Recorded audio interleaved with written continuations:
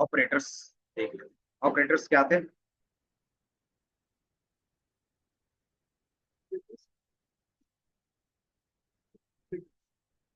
कितने टाइप्स के थे?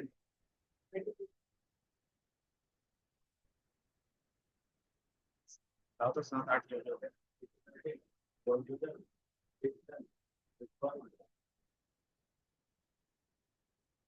बेसिकली हम लोग 3 पढ़ते हैं, लेकिन उसके अलावा क्या कर सकते हैं, पाइथन में एक्स्ट्रा चीजें ऐड ऑन करते हैं तो एक्स्ट्रा क्या होता है, ऑपरेटर्स बन जाते हैं। जैसे एसक्यूएल में हमारे पास कौन कौन सा एक्स्ट्रा ऑपरेटर्स था?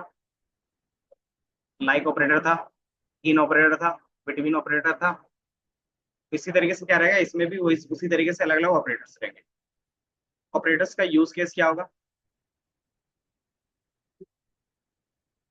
अगर अर्थमेटिक ऑपरेटर्स यूज कर रहे हैं, उसका क्या यूज केस है? कि आप कैलकुलेशंस के लिए करते हो। और रिलेशनल ऑपरेटर्स हो तो कंपेरिजन के लिए करते हो। देन यहाँ पे क्या है, 6 टाइप का दिखा रहा है। पहला अर्थमेटिक, दूसरा क्या, असाइनमेंट ऑपरेटर। असाइनमेंट में क्या होगा? वो तो लॉजिक में हो गया, लॉजिकल हो गया ना वो। उसमें लॉजिक चेक कर रहे थे ना, 2 लॉजिक 3 लॉजिक या फिर लॉजिक का रिवर्स। असाइनमेंट में होता है कि आप कोई भी वैल्यू असाइन कर रहे थे, वो जैसे हमने इक्वल टू असाइन, हम लोग कोई भी वैल्यू असाइन कर रहे हैं।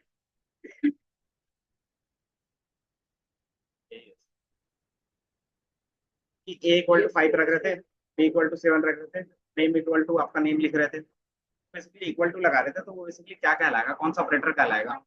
तो वो असाइन ऑपरेटर कहलाएगा। असाइन कर रहे, ए इक्वल टू 4 रख रहे थे, तो ये बेसिकली क्या हो गया? क्या?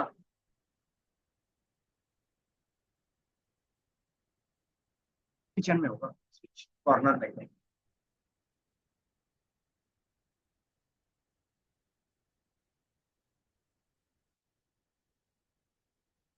के पास नहीं तो क्या कर सकते, ऑनलाइन भी चला सकते हैं।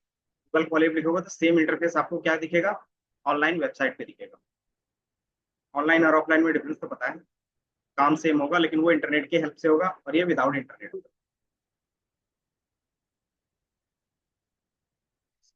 कॉलेज ये कुछ इस तरीके से दिखेगा, एक वर्ल टू 4 और ए प्रिंट कर दिया। तो ये बेसिकली हमारा क्या कहलाएगा, असाइन ऑपरेटर्स। इसमें मल्टीपल टाइप्स के होते हैं, जिसको क्या बोलते हैं, शॉर्ट असाइनमेंट। जैसे अगर ए में अगर हम लोग को 5 ऐड करना है या फिर ए में दोबारा क्या करना है, ए को +5 करना है, इस तरीके से लिख सकते हैं। हाँ,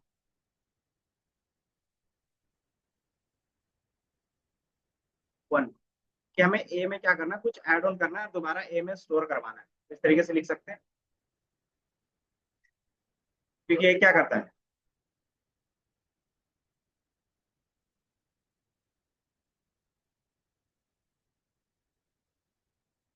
हाँ तो 6 हो जाएगा, एंड देन न्यू ए की वैल्यू आप कितनी हो जाएगी?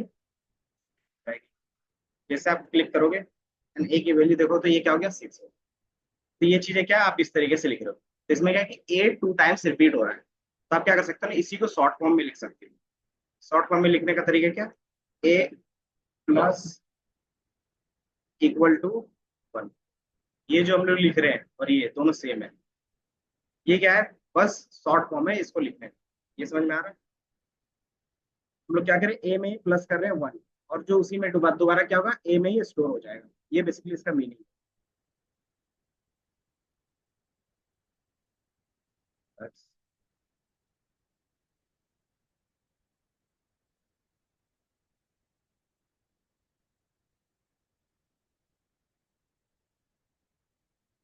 ये हमारा वेरिएबल है, ये हमारा ए एक वेरिएबल है, एंड देन ए की वैल्यू सब देखो कितना हो जाएगा, 7। क्यों, पहले 6 था एंड देन +1 किया तो 7 हो गया। तो इस तरीके,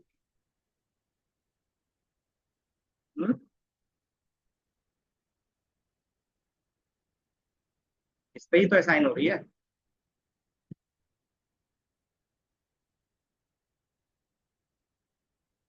राइट, इसमें लेफ्ट राइट क्या बोल रहे हो?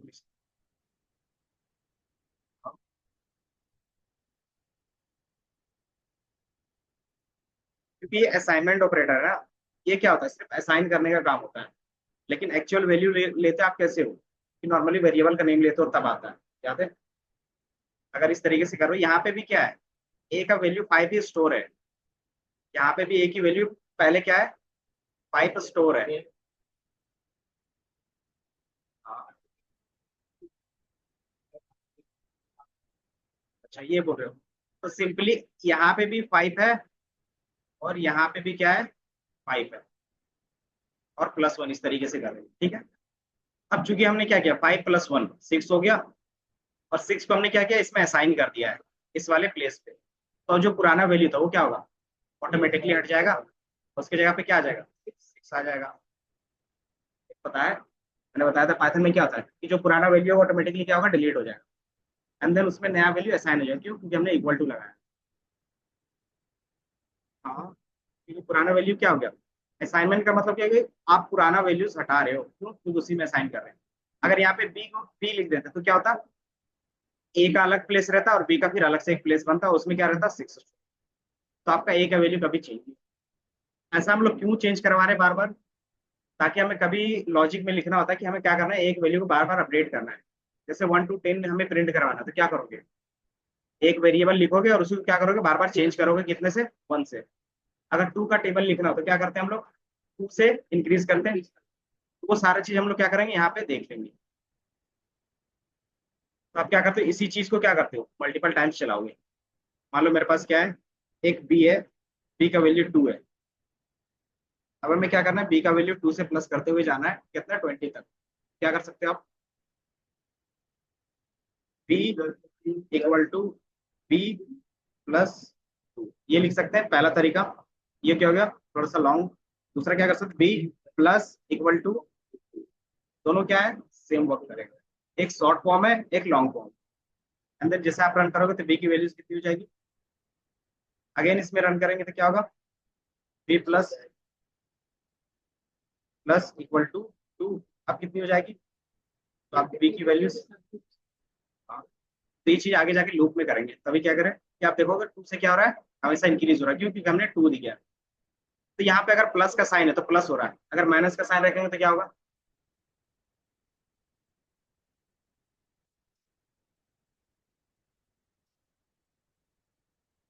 ब्रांच में जाके नहीं, नीचे का इंस्टीट्यूट को मतलब, ये थोड़ी ना होगा, ये तो इस ब्रांच की।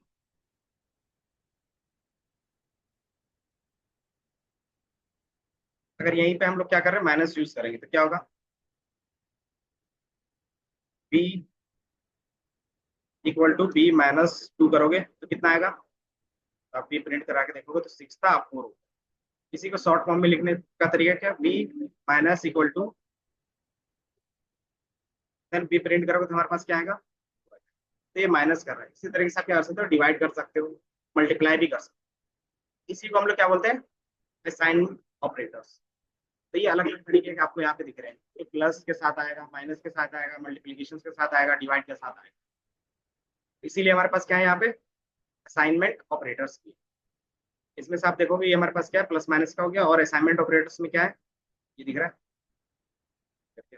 ये जो मैंने बताया सेम है, plus equal to, minus equal to, divide, multiply, modulus. Modulus का काम क्या होता है, मॉडुलस और डिवीजन में क्या डिफरेंस होगा,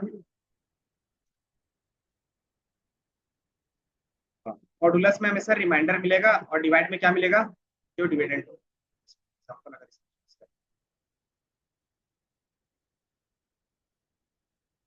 10/3 कितना आएगा, 3.33। अगर आप चाहते हो ये इंटीजर में मिले तो आप क्या करोगे, 10 डबल स्लैश 3, ये क्या करता है, इंटीजर में आपको वैल्यू रिटर्न करता है, ठीक है। और दूसरा क्या रहेगा, इसका रिमाइंडर मुझे चाहिए, तो कैसे ले सकते हैं हम लोग, तो 10 मॉडुलस 3, ये क्या रिटर्न करेगा, इसका रिमाइंडर, ठीक है।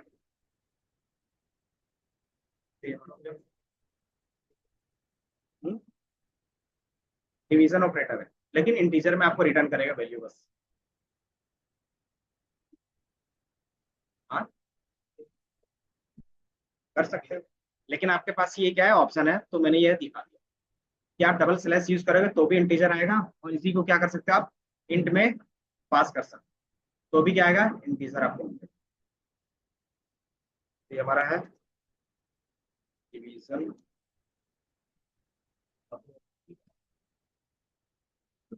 सेम है।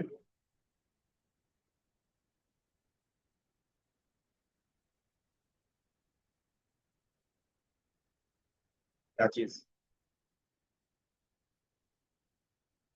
कि आप इन चीजों का यूज किस लिए कर रहे हो, वो मेरे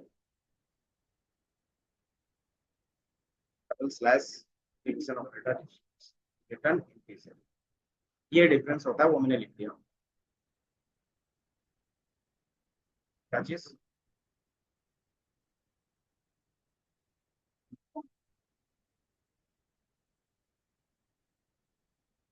इसमें क्या नहीं समझ रहा है वो, ये वाला, इसमें हमने क्या किया है, डिवाइड किया है। तो डिवाइड करने के बाद उसका क्या आएगा, डिवाइड कितने से डिवाइड होने के बाद हमारा क्या नंबर आ रहा है, कितना आ रहा है, 3.33 आ रहा है ना। तो आपको ये फ्लोटिंग में मिल रहा है, बस इसका काम इतना ही है। अगर इसी को आप डबल स्लैश के साथ यूज करते हो तो ये क्या करेगा, सेम चीज आपको रिटर्न करेगा, लेकिन सिर्फ इंटीजर में, इसके फ्लोटिंग पॉइंट को क्या करेगा, ओमिट कर देगा। दूसरा तरीका क्या कर सकते हो, इसी को आप पास कर सकते थे इंट वाले फंक्शंस के साथ, याद है, टाइप कास्टिंग हमने बताया था कि आप इसको इंट के अंदर पास करोगे तो भी क्या आएगा, सेम रिजल्ट।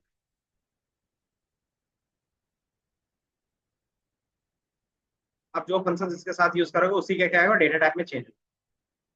तो बाय डिफॉल्ट हमारे पास ये ऑप्शन था, इसलिए मैंने यहाँ पे दिखा दिया और कुछ नहीं किया।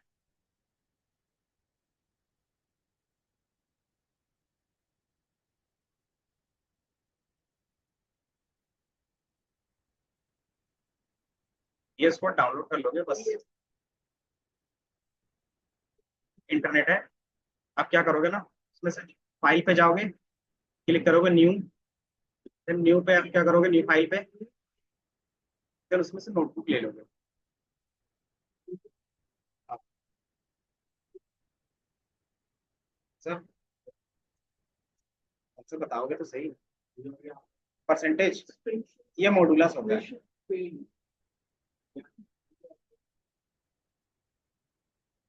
ये अर्थमेटिक ऑपरेटर्स है, इसी में हम लोग क्या कर रहे हैं, यूज कर रहे हैं।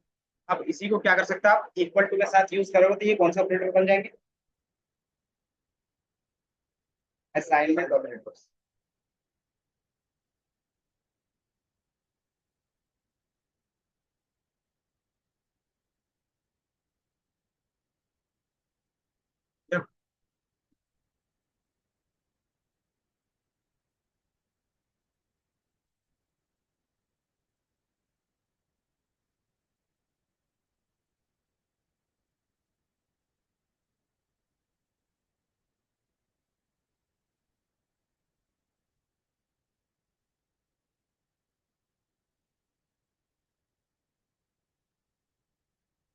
क्या इशू आ रहा है,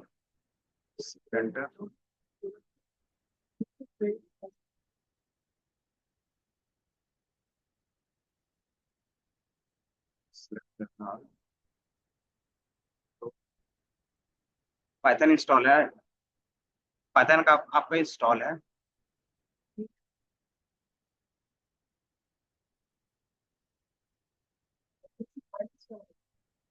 पाइथन का इंटरप्रेटर जो ऑफिशियल हो।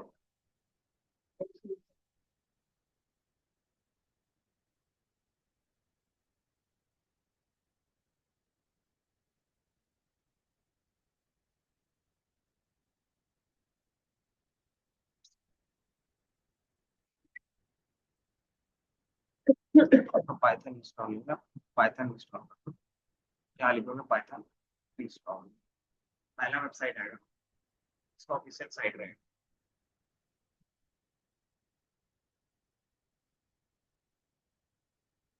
Yup,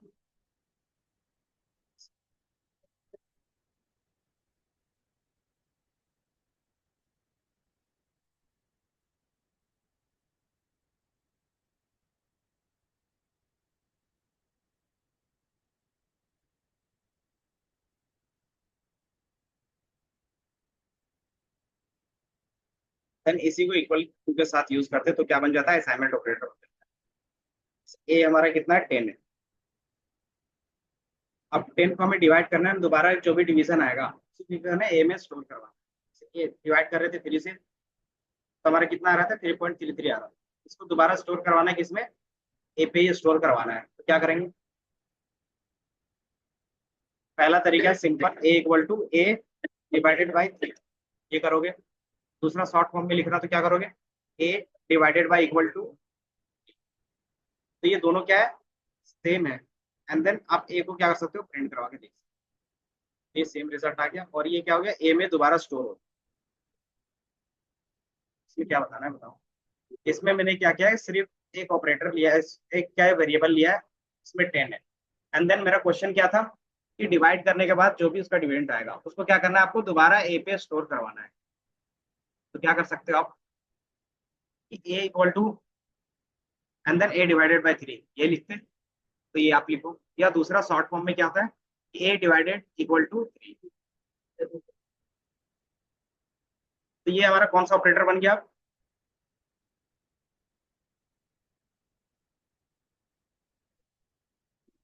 assignment operator. अगर इंडिविजुअल यूज हो रहा था तब क्या था, अर्थमेटिक ऑपरेटर।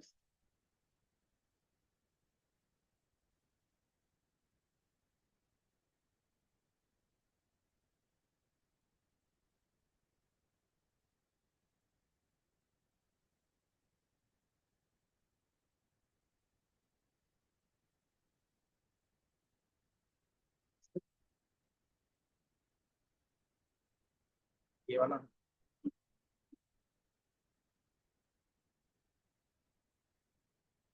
इंडिविजुअल्स का मतलब ये हो गया ना कि हमें क्या करना है, दोबारा रीस्टोर करवाना है इसी में जो भी डिविडेंड आ, दिख रहा है।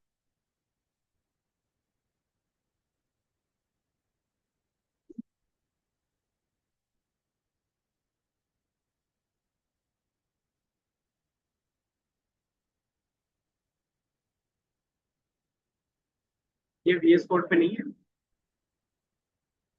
वीएस कोड क्या कोड है, उसके अंदर हम लोग क्या ओपन कर रहे थे, ये हमारे पास वीएस कोड है। वीएस कोड क्या है, आपका थीम सिर्फ चेंज है, यहाँ पे क्या है, ब्लैक थीम है, और यहाँ पे क्या है, व्हाइट थीम है। दोनों क्या है, सेम। ठीक है, तो ये क्या है, ऑफलाइन है, और ये क्या है, ऑनलाइन। ये गूगल का आप ऑनलाइन चला सकते हैं, दोनों में सेम रिजल्ट आएगा, कोई इशू नहीं आएगा। क्यों नहीं आ रहा, क्योंकि आपने ए को प्रिंट कराने के लिए ये लिखना पड़ता है ना, टाइप करते हो और टाइप तो आ जाएगा। लास्ट में लिखा है ना ये, बाय डिफॉल्ट क्या आता है, जो लास्ट लाइन रहता है वो प्रिंट हो जाता है। या तो फिर क्या कर सकते हो, प्रिंट के अंदर लिख सकते हो उसको। जैसे इसको क्या कर सकते हैं हम लोग, प्रिंट और ए लिख सकते हैं, तो भी क्या होगा, आपका ए प्रिंट होगा। क्यों चेंज हो गया, पहले 3 था और अब 1 1 आ रहा है, क्यों हमारा ए में क्या था, पहले स्टोर होके 3.3 हो गया था ना, अब दोबारा डिवाइड करोगे तो क्या आएगा, 1.11 है। क्योंकि क्या कर रहे हैं हम लोग, बार बार उसी में स्टोर करवा रहे हैं ना, वैल्यू तो बार बार चेंज होगा।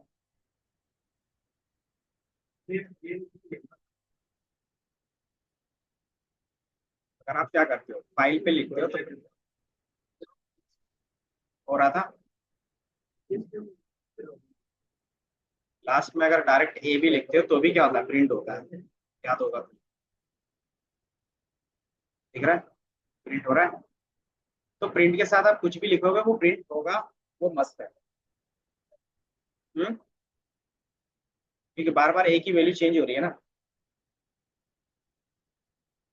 फिर से आप री रन करोगे तो क्या होगा, सिंपल सा आप सोचो ना, अभी एक ही वैल्यू कितनी है, 0.33 है। अगेन फिर से 3 से डिवाइड करेंगे तो कितना हो जाएगा, और फिर क्या करोगे आप, इसको जितने बार रन करोगे ना, बार बार वैल्यू चेंज होगी। क्योंकि बार बार एक ही वैल्यू क्या है, चेंज हो रही है और उसी में स्टोर हो रही है, तो हर बार वही कर रहे हैं ना हम लोग। अगर दोबारा यहाँ पे रीअसाइन कर दोगे तो क्या होगा, 10 से फिर से स्टार्ट होगा। क्योंकि हमने क्या किया, यहाँ से बार बार जो एक ही वैल्यू है ना उसी को क्या कर रहे हैं, डिवाइड कर रहे हैं, इसलिए ये क्या हो रहा है, चेंज हो रहा है। एक ही सेल पे रखे हो।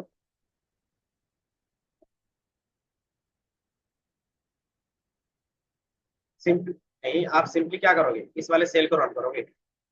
ए इक्वल टू 10 था, अब ए की वैल्यू कितनी हो गई, 10 हो गई। अब दोबारा रन करोगे तो कितना आएगा, 10 डिवाइडेड बाई 3 मतलब 3.3 आएगा। आ गया। अब हमारी ए की वैल्यू कितनी हो गई, 3 हो गई। अब इसको डिवाइड करेंगे 3 से तो कितना आना चाहिए, 1.1 आना चाहिए डिवाइडेड।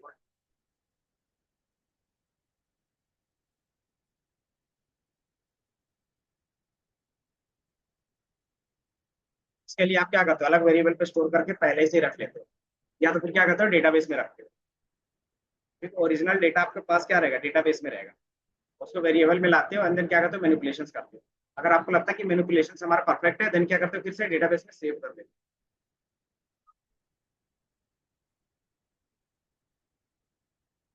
हो। इंस्टॉल का है, चूज करने का ऑप्शन भी आ रहा है, एक बार क्या करो क्रॉस चेक एंड दोबारा वीएस ओपन। अगर चलता है तो ठीक है, नहीं तो फिर क्या करेंगे ना, आप क्या करो गूगल कोलैब पे कर लेना।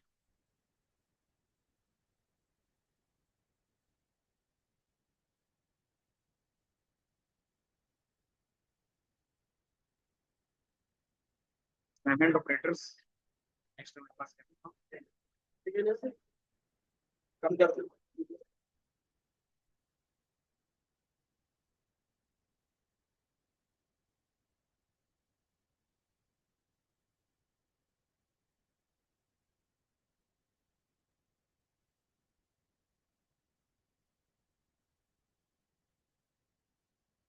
देन नेक्स्ट हमारे पास क्या होगा, कंपैरिजंस। कंपैरिजंस ऑपरेटर्स क्या करेंगे हमेशा, तो ये हमने बार बार यूज किया था और ज्यादातर इसका यूज कब होता है।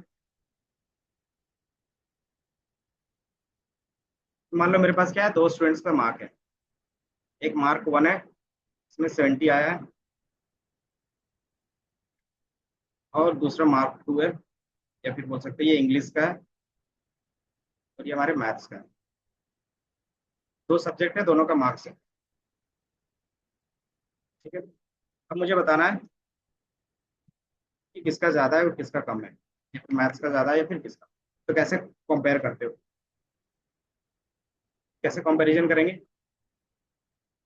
मुझे बताना है कि मैथ्स का ज्यादा है या फिर इंग्लिश का क्या मार्क्स ज्यादा है, विच वन इज हायर। अगर हायर, अगर मैं पूछूंगा कि मैथ्स का ज्यादा है, तो क्या बोलोगे आप। मतलब आप क्या बताओगे कि अगर मैं पूछता हूँ कि मैथ्स में ज्यादा है, तो आप क्या बोलोगे, यस या फिर नो में बोलोगे, है ना। अगर मैं बोलता हूँ क्या इंग्लिश पे कम है, yes, अगर इंग्लिश पे ज्यादा है, तो जबकि आंसर आएगा ना यस नो पे आएगा, मतलब ट्रू एंड फॉल्स पे आएगा। उसीलिए हमारा क्या यूज होगा, कंपेरिजन्स। तो कंपेरिजन्स हमेशा क्या देगा रिटर्न में, ट्रू एंड फॉल्स देगा। आप उसके बेस पे आप क्या कर सकते हो, अपना कस्टम मैसेज प्रिंट करवा सकते हो।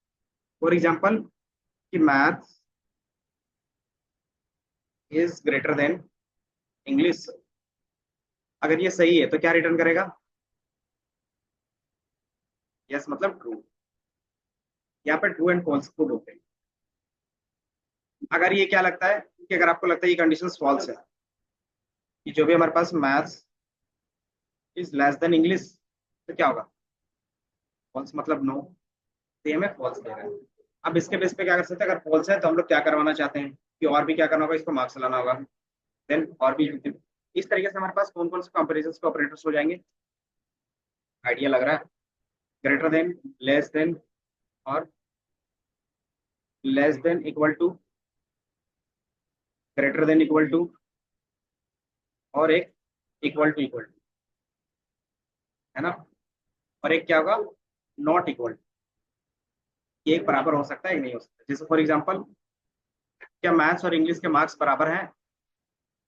एक कंप्यूटर का भी मैं ले लेता हूँ यहीं पे, कंप्यूटर, कंप्यूटर के मार्क्स 50 है। अब मैथ्स, इंग्लिश और कंप्यूटर के मार्क्स को कंपेयर करेंगे, ग्रेटर देन का साइन लगा के, तो क्या आंसर आएगा बताओ। English is greater than computer, क्या आंसर आना चाहिए, ट्रू और फॉल्स। क्यों आएगा,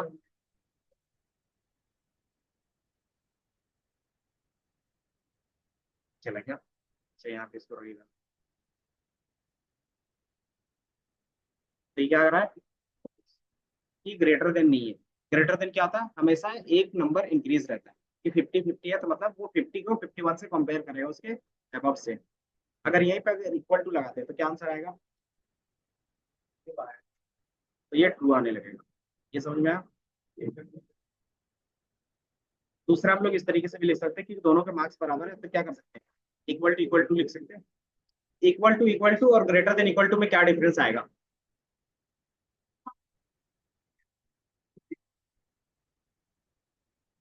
इसमें ना सिर्फ एक ही कंडीशन इक्वल टू, मतलब इक्वल रहेगा तभी आपका क्या आएगा, ट्रू आएगा। और इसमें क्या है कि अगर एक नंबर भी ग्रेटर रहेगा तो भी क्या आएगा, आंसर सही आएगा।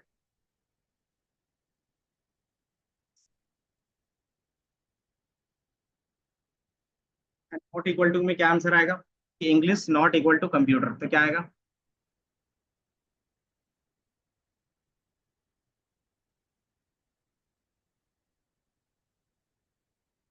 आपको यहाँ पे क्या करना है, सिंटेक्स किस तरीके से लिखते हैं वो पता करना चाहिए।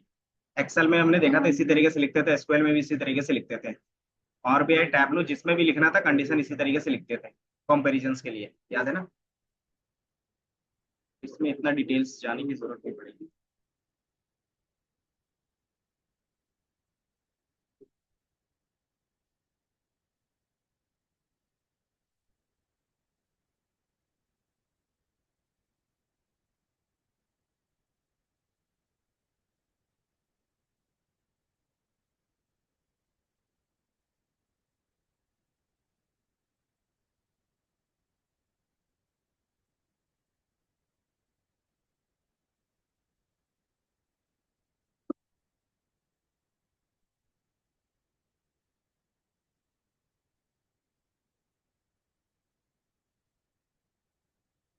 अच्छा, क्या करना है,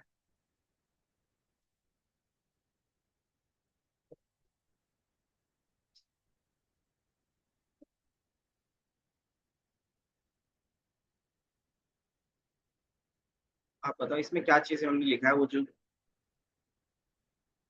greater than equal to computer, ऐसा है। अगर होगा तो ट्रू, अदरवाइज फॉल्स। तो आप यहाँ पे देखो इंग्लिश का मार्क्स कितना है, 50 है, और कंप्यूटर का, तो दोनों क्या इक्वल है। अगर इक्वल नहीं, ग्रेटर देन का सिर्फ साइन लगाते तो क्या आता, अगर आप सिर्फ इक्वल टू लगाते हो तो क्या होगा, फॉल्स हो जाएगा।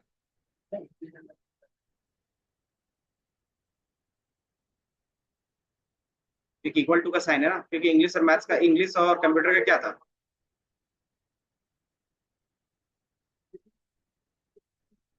क्योंकि इसमें क्या है, दो ऑपरेटर्स यूज करें, ग्रेटर देन इक्वल टू। इसका लॉजिक तो शुरू से देखें यहाँ पे।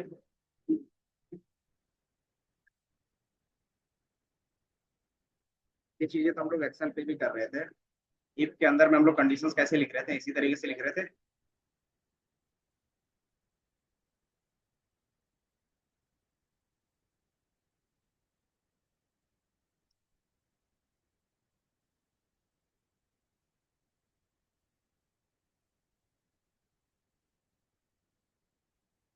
ये क्या है, सिंगल सिंगल कंडीशन के बेस पे है। अगर आपको मल्टीपल कंडीशंस यूज करने तो क्या करोगे, कि मुझे क्या करना है कि मैथ्स जो है ना वो क्या होना चाहिए, इंग्लिश से भी कम, इंग्लिश से भी ज्यादा होना चाहिए और कंप्यूटर से ज्यादा होना चाहिए, तभी क्या करेंगे उसको अप्रिसिएट करेंगे, अदरवाइज नहीं करेंगे। तो दोनों कंडीशन ट्रू होना चाहिए। क्या कर सकते हैं, कौन सा ऑपरेटर लगेगा, मेरे पास एक की है, maths is greater than English है, ये तो ट्रू है। पहले ये कंडीशंस लिखेंगे, और दूसरा क्या है कि हमारे पास इंग्लिश का जो मार्क्स है वो कंप्यूटर से ज्यादा होना चाहिए, फिर इक्वल टू होना चाहिए। अगर ये दो दोनों कंडीशन ट्रू होता है तब हम लोग क्या करेंगे, फर्दर डिसीजन लेंगे, अदरवाइज क्या करेंगे, फॉल्स करेंगे।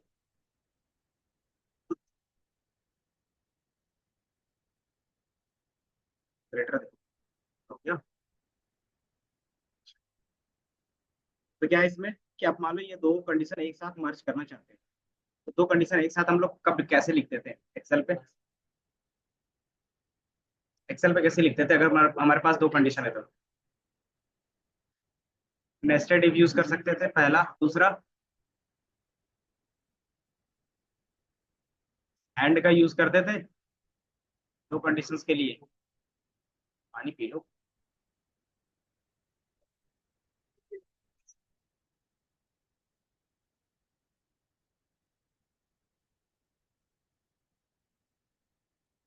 तो मेरे पास ये है, जो हमारे पास मैथ्स का मार्क्स है वो ग्रेटर देन इंग्लिश से होना चाहिए। और क्या होना चाहिए दूसरा कंडीशन हमारे पास क्या रहेगा, जो इंग्लिश का मार्क्स है वो क्या होना चाहिए, ग्रेटर देन कंप्यूटर साइंस। कैसे लिखेंगे, वही तो पूछ रहे हैं। तो हमारे पास जब मल्टीपल कंडीशन होता था तो क्या यूज कर रहे थे, एंड और नॉट का यूज कर रहे थे, याद होगा तो। एंड क्या करता था, एंड क्या करता था, एंड ऑपरेटर्स।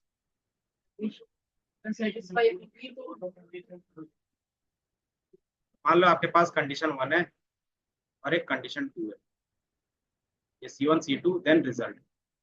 अगर पहला कंडीशन ट्रू हो गया, दूसरा भी ट्रू हो गया, फाइनल क्या होगा, ट्रू होगा। अगर ये ट्रू हो गया और ये फॉल्स हो गया तो क्या रिजल्ट आएगा, फॉल्स। अगर ये फॉल्स है और ये ट्रू, ये भी क्या आएगा, फॉल्स आएगा। अगर दोनों फॉल्स है तो फॉल्स आएगा।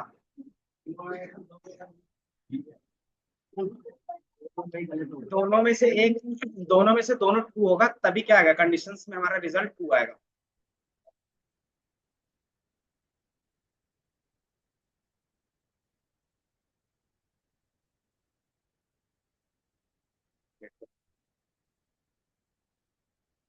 ये हमारा एंड का कंडीशन था। एंड क्या बोलता है कि दोनों ट्रू होगा तभी क्या होगा, रिजल्ट ट्रू होगा, अदरवाइज कभी भी ट्रू नहीं होगा।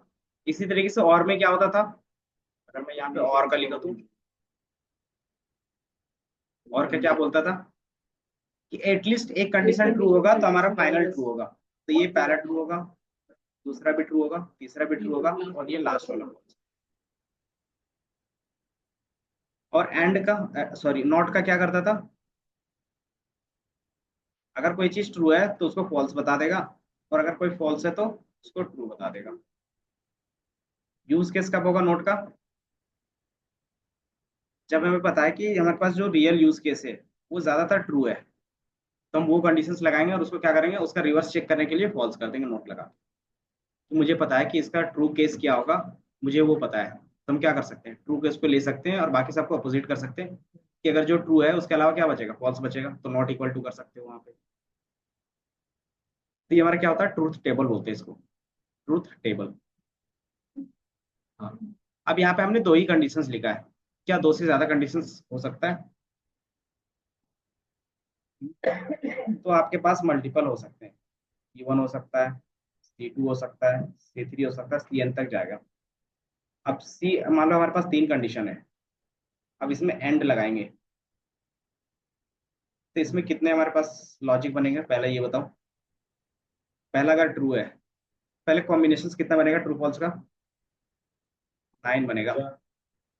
चार कब होता है, जब हमारे पास दो वैल्यू होते हैं तो चार बनता था, तो तीनों तो हमारे पास कितने बनेंगे, 9 बनेंगे। तो पहला ट्रू है, दूसरा भी ट्रू है और तीसरा भी ट्रू है, तब हमारा रिजल्ट क्या होगा, ट्रू होगा। अगर इनमें से कोई भी एक फॉल्स, ये ट्रू है, ये फॉल्स है, और ये भी फॉल्स है, तो क्या आएगा, ये फॉल्स आएगा।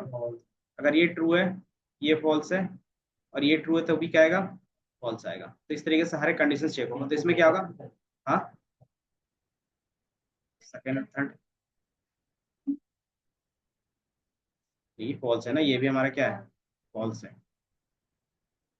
तो इस तरीके से जितने भी कॉम्बिनेशंस बनेंगे उसमें से सारा कॉम्बिनेशन ट्रू होगा तभी क्या होगा, हमारा फाइनल रिजल्ट ट्रू होगा, वो बताता है एंड। हाँ, अदरवाइज क्या कर सकते हो आप, फॉल्स। इसके अलावा और में क्या होगा इसमें, कि इसमें सारे फॉल्स होंगे तभी क्या होगा, फॉल्स होगा, अदरवाइज सारे ट्रू हो जाएंगे, जस्ट उसका रिवर्स बोल दी। हाँ, ये तीनों फॉल्स हो गए तभी ये क्या होगा, फॉल्स होगा, अदरवाइज सारे क्या होंगे, ट्रू हो जाएंगे। इसको यहाँ पे इंप्लीमेंट कैसे करेंगे, एक्सेल में कैसे करते थे वो बताओ, एक्सेल में कैसे लिखते थे एंड का कंडीशन लिखने के लिए, हाँ, उसमें हम लोग इस तरीके से लिखते थे एंड, और इसमें कंडीशन वन और कॉमा कंडीशन टू, इस तरीके से पास करते थे एक्सेल पे। ये कंडीशन वन हो गया, कॉमा कंडीशन टू, एंड अगर ये ट्रू ट्रू है तो क्या देगा, ट्रू देगा, अगर फॉल्स है तो फॉल्स देगा। ये यहाँ पे गलत होगा ना, ये किसका सिंटेक्स हमने लिखा है, एक्सेल का लिखा है। पाइथन में क्या होता है कि आप इसके बीच में एंड लगाते हो बस, एंड देन आप इसको रिटर्न करोगे तो क्या देगा, फॉल्स देगा। क्यों?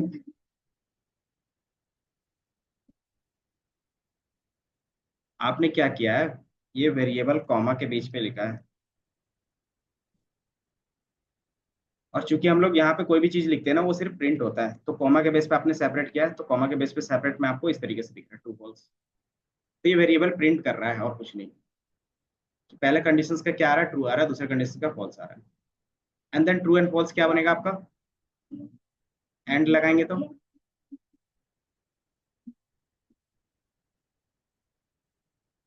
अगर दोनों में आपको क्या करना, क्योंकि हम लोग इफ लगा रहे थे तो इफ के अंदर क्या पास हो रहा था, सिर्फ सिंगल कंडीशन पास होता था ना हमेशा, तो मल्टीपल कंडीशंस पास नहीं कर सकते थे, तो उसके लिए हम लोग क्या यूज कर रहे थे, लॉजिकल ऑपरेटर्स यूज कर रहे थे। हाँ तो एंड ही तो लगा रहे हैं इसमें भी, उसमें इस तरीके से एंड लगाते थे। जैसे क्वेश्चन क्या था कि फ्लिपकार्ट में हमारे एडल्ट वाले सेक्शन में कितना सेल हुआ था, तो क्या करते थे, नहीं, इफ लगाते थे और एडल्ट का भी केस लगाते थे, एंड दूसरा हमारे पास क्या लगाते थे, कंपनी का भी क्या कंडीशंस लगाते थे। दोनों कंडीशंस अगर ट्रू होता है तभी क्या करते थे आप, इसका सेल सम करते थे, समिट में। भूल गए क्या, समिट में इस तरीके से करते थे, समिट लिखते थे, कंडीशन इसके अंदर जाता था, तो यहाँ पे कंडीशंस हमें दो यूज करने थे, एंड लिखते थे, और इसके अंदर पहला क्या था कि जो भी हमारे पास कंपनी था, कंपनी इक्वल टू क्या होगा, अमेजोन, एंड दूसरा क्या था, सीनियरिटी इक्वल टू एडल्ट। तो अगर ये दोनों केस ट्रू होंगे तो हम लोग क्या करते थे, सम लेते थे, या फिर जो भी उसका वैल्यू रहता था क्या, सेल्स का। अदरवाइज हम लोग क्या करते थे, स्किप करते थे। ये चीज हम लोग डिफाइन करते थे। यहाँ पे हमारे पास क्या है, ट्रू एंड फॉल्स, तो ट्रू और फॉल्स हमें से क्या देगा, एंड लगा रहे हो तो फॉल्स देगा। इसी चीज में अगर और लगाएंगे तो क्या रिजल्ट आएगा,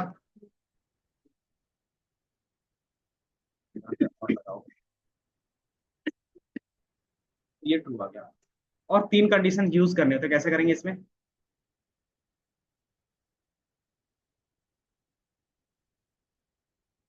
तो कोड मास का आपने रूल पढ़ा होगा कि ब्रैकेट का क्या करते हैं हम लोग, सॉल्व करते हैं कि इनको क्या कर सकते हो आप, एक ब्रैकेट में रख सकते हो, ये हमारा क्या होगा, पूरा एक ब्रैकेट में जाएगा, तो इसके क्या करेगा, दोनों में से कोई एक रिजल्ट देगा, ट्रू या फॉल्स, तो ये ट्रू देगा। एंड क्या कर सकते हो, जो भी आप कंडीशंस लगाना चाहो, थर्ड कंडीशन मान लो, जो कंप्यूटर है वो क्या होना चाहिए, लेस देन मैथ्स। आगे जाके हम लोग क्वेश्चंस भी बनाएंगे, तो ये हमारा क्या हो गया, ट्रू। हाँ इसमें कुछ भी लगा सकते हो, उसमें कोई इशू नहीं है। ये कंडीशंस आप एंड और अपने हिसाब से, बिजनेस प्रॉब्लम के हिसाब से लगाओगे, आगे जाके हम लोग जब क्वेश्चन सॉल्व करेंगे ना तो वो चीजें देखें। क्योंकि अभी इसलिए नहीं बताया क्योंकि हमें इफ का बेसिक देखेंगे तब हमें क्या होगा, अच्छे से समझ में आएगा। और इसी में नोट लगाएंगे तो क्या होगा, अगर ये ट्रू दे रहा है तो इसके पहले क्या कर सकते हो आप, नॉट लगा सकते हो, नॉट। अच्छा ये इसमें सारा कीवर्ड यूज होगा, और ये दोनों क्या जाएंगे, ब्रैकेट के अंदर चले जाएंगे। तो अगर ये ट्रू है तब क्या देगा, हाँ निकिता, तो बहुत दे देगा, नोट का बस इतना ही यूज कैसे,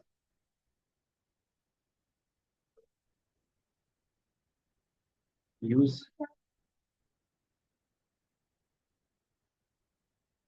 कहीं कहीं क्या होता है ना कि हमें उसका रिवर्स केस का लॉजिक नहीं बना पाते, नहीं बना पाते, तो उस समय क्या करोगे आप, कि जो एक्चुअल लॉजिक होगा, नॉर्मल लॉजिक होगा वो लगाएंगे और उसमें नोट लगा दोगे, उसका रिवर्स का बन जाएगा ऑटोमेटिकली। सिंपली अगर मैं बोलूं कि आपको कोचिंग क्या करना है, आपको लेना है ना, तो आप क्या करोगे, लेकिन मुझे आपको नहीं लेना है, उसके लिए आप क्या करते हो, कंडीशंस क्या लगाओगे, नहीं लेना है तो उसका लॉजिक क्या लगाओगे, तो उसका बेसिकली आप इक्वल टू के बेस पे क्या करते हैं कि मुझे लेना है तो इक्वल टू आप लगा के ले रहे हो। अगर नहीं लेना है तो क्या कर सकते हो कि उसका लॉजिक आप नॉर्मली नहीं बना पा रहे तो क्या कर रहे हो, नॉट लगा दे रहे हो। तो जो वो ट्रू था ऑटोमेटिकली क्या होगा, फॉल्स हो जाएगा। तो यही काम होता है।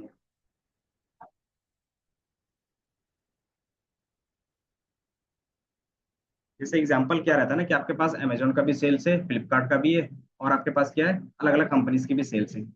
आपको क्या करना है कि उनमें से सारे कंपनीज का नहीं देखना है, उसमें से सिर्फ आपको फ्लिपकार्ट का देखना है, तो आप देख लेते हो। अब फ्लिपकार्ट के अलावा सारे कंपनीज का देखना है, तो क्या लॉजिक लगाओ। हाँ। तो ऑटोमेटिकली क्या होगा, सबके लिए वो लॉजिक सही हो जाएगा। तो वो चीज हमें क्या कहता है कि स्मॉल लॉजिक बनाने में काम देता है नोट। ये हर एक चीज का reverse case बना सकते हैं। तो क्या आपको लगता है कि ये लॉजिक हम लोग नहीं लगाना है, तो क्या करते हो, नोट लगा दो, उसके अलावा जितने भी होंगे वो सारा क्या होगा, रिजल्ट आ जाएगा। तो आप क्या बोले कि मुझे फ्लिपकार्ट का चाहिए था, तो ऑटोमेटिकली फ्लिपकार्ट इक्वल टू लगा रहे थे तो आ जा रहा था। अब मुझे फ्लिपकार्ट के अलावा सारा चाहिए, तो क्या करोगे, तो नोट इक्वल टू कर देते हो। तो हमें उसका एक्स्ट्रा लॉजिक, अगर मुझे सारा चाहिए तो क्या लिखते हैं लॉजिक में, equal to Amazon, equal to flip, क्या रहता है, अमेजोन रहता, मिंत्रा रहता, फ्लिपकार्ट का तो नहीं चाहिए ना, अजियो। तो सबका आपको क्या करना था, लॉजिक लिखना पड़ता। तो वो क्या होता, थोड़ा सा लेंदी हो जाता। अब मैंने सिर्फ क्या किया, नॉट इक्वल टू फ्लिपकार्ट में कर दिया, तो वही लॉजिक क्या हो गया, सेम हो गया। तो एक रिवर्स केस का लॉजिक होता है, एक नॉर्मल लॉजिक होता है।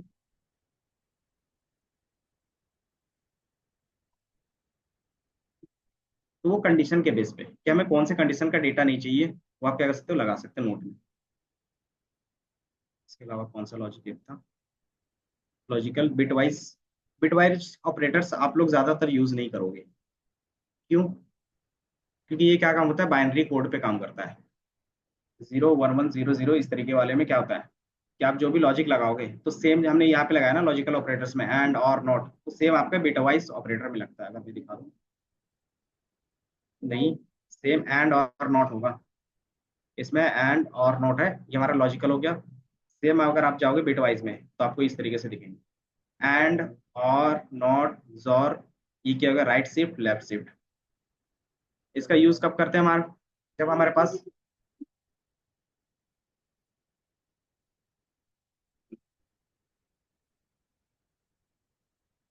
हाँ, तो इसमें आप जो भी पास करोगे ना डेटा, वो हमेशा क्या रहेगा, इस तरीके से रहेगा। अगर इस तरीके से आपका डेटा है तो आप क्या कर सकते हो, ये ऑपरेटर्स लगा के क्या कर सकते हैं, एंड और नॉट का लॉजिक लगा सकते हैं। तो ये यूज कब करते होंगे हम लोग, जब हमें लगता है कि हमारा कैलकुलेशन क्या करना है, स्पीड अप करना है। क्योंकि क्या होता है, लैपटॉप क्या समझता है, 0 1 जल्दी समझ जाता है ना। तो आपको क्या करना होगा, 0 1 मतलब ये थोड़ा सा स्पीड काम करता है बस। तो आप क्या करते हो, पहले अपने डेटा को क्या करते हो, 0 1 में कन्वर्ट करते हो, एंड देन जैसे वो कन्वर्ट हो जाता है तो ये सारे लॉजिक यूज करते हो। तो आप देखोगे सेम एंड है और नॉट है। क्योंकि एट द एंड कंप्यूटर किस में रीड करता है, नहीं, क्यों चेंज हो जाएगा, 0 1 में चेंज करने का मीनिंग क्या होगा।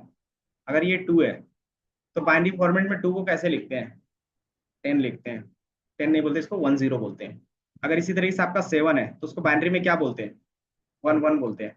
इसको चेंज करने का फॉर्मूला क्या होता है, सिंपली 2 से डिवाइड करते हो। और जो रिमाइंडर आता है वो आपका क्या होता है, वैल्यू होता है। इस तरीके से कि हमें क्या करना है, 7 को बाइनरी में चेंज करना है, तो क्या करोगे, 7 को डिवाइड करोगे 2 से, तो कितना आएगा, 3 2 6 आएगा। तो हमारा रिमाइंडर कितना था, एक बचा। देन अगेन डिवाइड करोगे, 2 1 जा 2 हो जाएगा, तो यहाँ पे 1 आ गया और यहाँ पे भी 1 आ गया। एंड देन क्या करते हो, इस तरीके से रिवर्स केस में जाते हो, तो क्या बना, 1 1। तो ये हमारा क्या हो गया, बाइनरी हो गया। और 0 का क्या बनेगा, 2 का क्या बनेगा, सेम 2 डिवाइडेड बाई 2 करोगे तो क्या होगा, तो 2 डिवाइडेड 2 2 क्या होगा, 0 हो जाएगा और यहाँ पे 1 होगा। तो इस तरीके से हमेशा केस चलता है। तो ये क्या होता है ना, बाइनरी में चेंज करने का फॉर्मूला होता है। और ये क्या होता है, आपका लैपटॉप क्या करता है, बार बार कैलकुलेट करता है अगर आप बाइनरी में नहीं देते हो तो जब वो कैलकुलेट करके बाइनरी में कन्वर्ट करेगा तो उसमें टाइम लगेगा उसको, है ना। तो वही टाइम बचाने के लिए हम लोग क्या करते हैं, पहले से ही बाइनरी में चेंज कर देते हैं। और अगर बाइनरी में कोई भी चीज चेंज है, तो बाइनरी में एंड और नॉट इस तरीके से काम करता है, उसको बोलते हैं बिट वाइज। ठीक है, क्या चीज, इसमें दो चीजें आपको दिखेंगी, बिट वाइज और, ये बेसिकली क्या होते हैं, लॉजिक बनाने के लिए। इन फ्यूचर जब भी आप लॉजिक गेट्स, आप जो भी इलेक्ट्रॉनिक्स यूज करते हो ना, उसमें सब में जो भी सर्किट डिजाइन होते हैं, यही लॉजिक गेट के थ्रू होता है। ये दिख रहा है,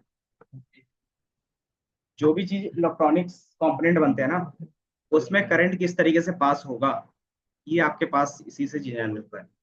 और ये क्या होता है, हमारा पूरा एक सेमेस्टर में क्या होता है, पूरा चैप्टर ही होता है, पूरा सेमेस्टर ही होता है। इसमें आपके ये मेन रहते हैं, एंड और नोट, ये तीन होते हैं। इसके अलावा कुछ स्पेसिफिक लॉजिक हम लोगों को बनाना होता है।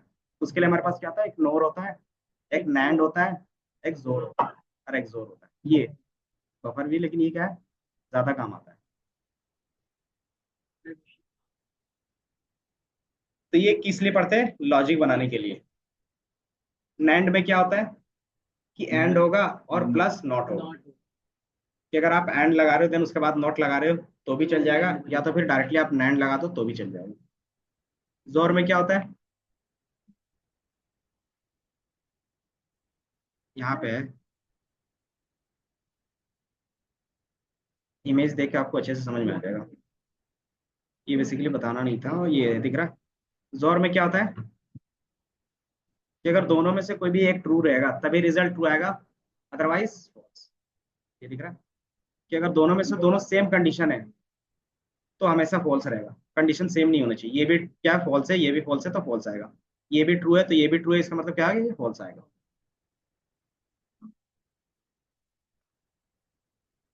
जोर में क्या होता है, नॉट और का कंडीशंस लगा हुआ, नॉट और का कंडीशंस लगा। इन्वर्टर वही नॉट है। नैंड में क्या लगा हुआ है कि हमारा 0 0 फॉल्स देता है, फॉल्स का उल्टा क्या होगा, ट्रू होगा। तो ट्रू मतलब वन, वन और जीरो क्या देता था, फॉल्स देता था। उसका रिवर्स क्या होगा, वन होगा। तो इस तरीके से अगर उनका रिवर्स चाहिए तो नैंड बोल देते हैं उसको। इसी तरीके से नॉर में क्या होगा, जस्ट अगर दोनों ट्रू है तो उसको अपोजिट करना है तो क्या करते हैं, फॉल्स।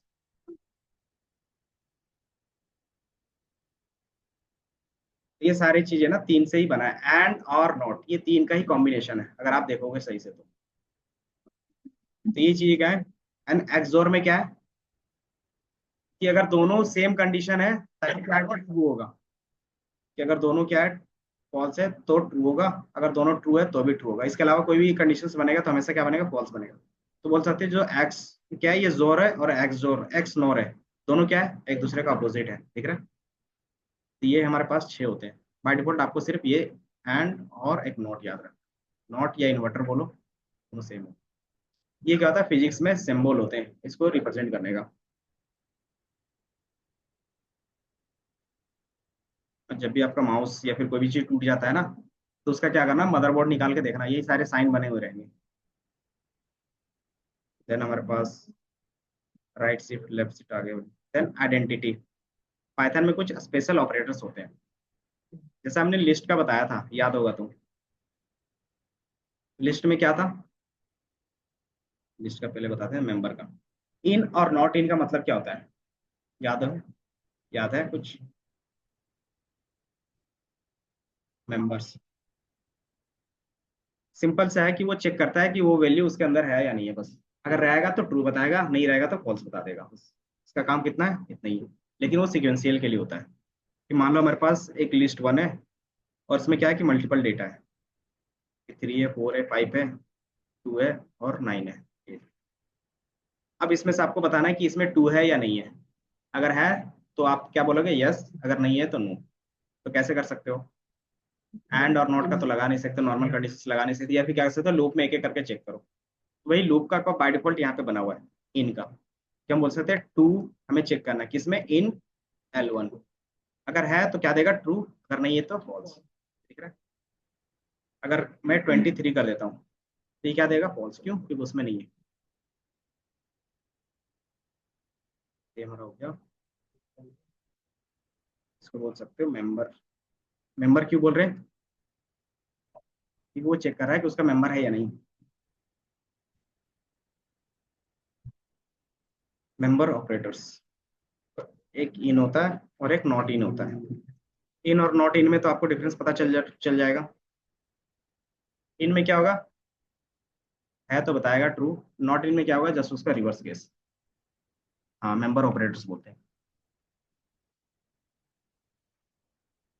अगर रहेगा तो ट्रू बताएगा, और नॉट इन करेंगे तो उसका जस्ट रिवर्स केस हो जाएगा, तो ये फॉल्स।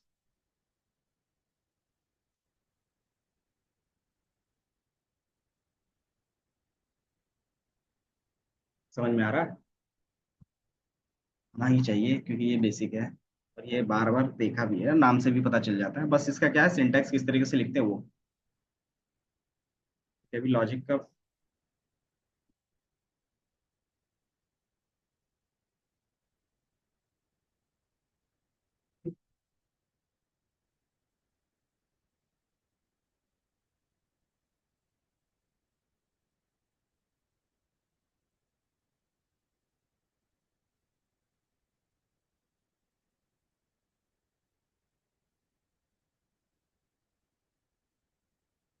थोड़ा सा दिमाग लगाओ, पता चल जाएगा। ये क्या एरर दे रहा है, लिटरल्स का। और हम लोग जो भी वेरिएबल्स लिखते थे, कभी भी नंबर से स्टार्ट होता है वेरिएबल का नेम, और आप क्या किससे स्टार्ट कर रहे हो? मैंने L1 लिखा है, ये L और 1 में डिफरेंस नहीं पता चल रहा था ना, इसलिए। अच्छा, अब पता चल जाएगा अच्छे से। अब समझ में आ रहा है लिस्ट 1।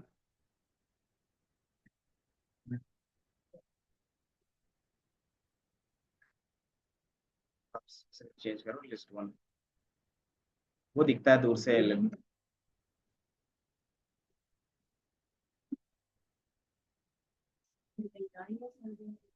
कोई नहीं, बेसिकली जो एरर आता है ना, वो अच्छे से क्या होगा याद रखना होगा। एरर याद है तो आपको चीजें समझ में आएंगी। वो लिटरल्स का एरर बता रहा था, मतलब आप उसमें असाइन नहीं कर सकते वैल्यू। लिटरल्स क्या होते थे, व्हाट इज लिटरल्स? वो तो वेरिएबल्स थे, लिटरल्स क्या होते हैं? लिटरल्स आर द कांस्टेंट, जो चेंज नहीं होते। याद है? तो आप जो भी वैल्यू असाइन करते थे तो वैल्यू को ही क्या बोलते थे, लिटरल्स बोलते थे। जैसे 1 2 3, ये कभी चेंज होगा? 1 को 1 ही बोलते हैं, तो ये क्या होता है, लिटरल्स होते हैं। कौन सा? उसको वेरिएबल में स्टोर करवा रहे थे तब चेंज हो रहा था, तो वेरिएबल से चेंज हो रहा था। अगर 1 से 1 को चेंज करवाए तो होगा, तो वो लिटरल्स बताते हैं। आप सिंपली समझो कि जो कांस्टेंट वैल्यू है ना, उसको आप क्या कर सकते हो, एज अ वेरिएबल यूज नहीं कर सकते। और कांस्टेंट को ही हम लोग क्या बोलते हैं, लिटरल्स बोलते हैं। और कांस्टेंट में क्या आते हैं, नंबर्स आ जाते हैं, देन कोई भी एक सिंपल कैरेक्टर्स आ जाएगा, इस तरीके से चीजें। तो नोट का क्या होता है, जस्ट रिवर्स कर देता है ना। एक हमारे पास आएगा, जैसे हमारे पास ए है, ए इक्वल टू हमने 10 लिखा है, और एक बी इक्वल टू 10 लिखा है। दोनों सेम वेरिएबल है। ए इक्वल टू बी करेंगे तो क्या आएगा, 10 आएगा, है ना? तो ये ट्रू आ रहा है। अब मुझे बताना है कि दोनों का मेमोरी सेम है या अलग अलग है। सेम होगा या अलग अलग होगा? पक्का? दोनों सेम मेमोरी पे स्टोर है या अलग अलग मेमोरी पे? तो वो मेमोरी कैसे चेक करते हैं हम लोग? अगर याद होगा तो आईडी लगा देते हैं, आईडी इक्वल टू ए, उसका बता देगा कि उसका एड्रेस कौन सा है, और आईडी इक्वल टू बी, और उसका एड्रेस क्या है वो बता देगा। तो दोनों का एड्रेस क्या है, सेम सेम है। मतलब वैल्यू की वजह से सेम स्टोर।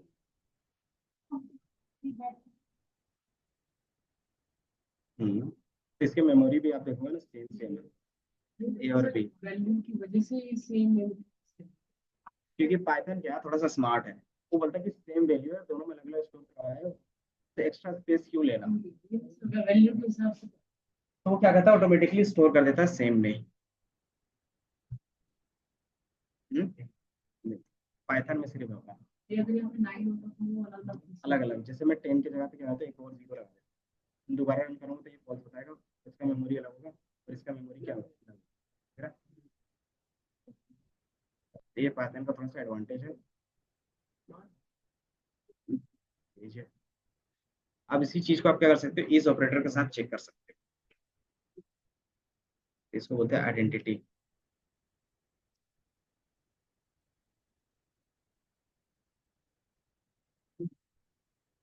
हाँ, कि दोनों की आइडेंटिटी मतलब आईडी कहाँ पे सेम, इसको हम लोग कैसे यूज करें?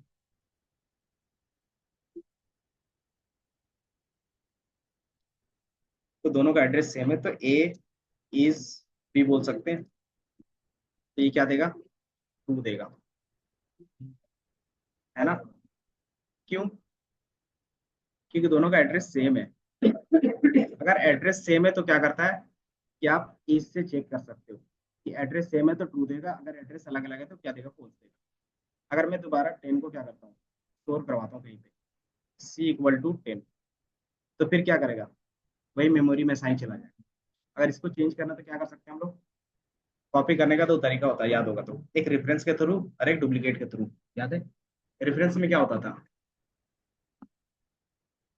तो ये बाय डिफॉल्ट किसके थ्रू है, रेफरेंस। रेफरेंस में क्या होता था, एक ही मेमोरी मिलती थी और दो अलग अलग वेरिएबल पे स्टोर रहता था, है ना। एंड देन कॉपी में क्या होता था, जिसमें हम लोग बोलते हैं डुप्लीकेट। डुप्लीकेट डुप्लीकेट में क्या होता था कि दोनों को अलग अलग मेमोरी मिल जाती थी। तो डुप्लीकेट बनाने के लिए हमारे पास क्या होता है, ए डॉट कॉपी कर सकते हैं। ए का जो वैल्यू है 10, उसको क्या कर रहे हैं, कॉपी करके सी पे रख रहे हैं। तो ये क्या करेगा कि अलग से एक मेमोरी रेफरेंस बनाएगा। तो मैंने यहाँ पे सी कर दिया, रन नहीं किया, देखा।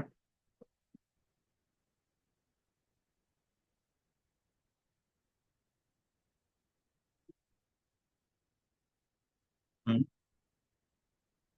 ये बेसिकली बताता है मेमोरी के बेस पे। इफ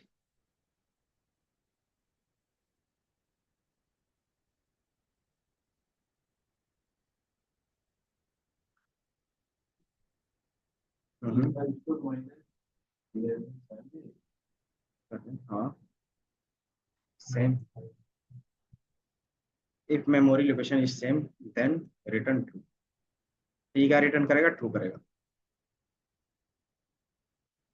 ये आइडेंटिटी ऑपरेटर का क्या होता है, काम होता है सिर्फ मेमोरी के बेस पे चेक करना कि एक ही मेमोरी में या अलग अलग मेमोरी लोकेशन में, वो चेक करने के लिए हम लोग क्या करते हैं, इज और नॉट इज का यूज करते हैं। तो अगर ये ऑपरेटर्स, तो हम लोग दूसरा ले लेते हैं, इसको स्ट्रिंग में ही ले लेते हैं। अच्छा इसको लिख रहे हो ना, लिख, मैं यहाँ पे लिख लेता हूँ। मान लो एक एक्स है, एक्स में वैल्यू है,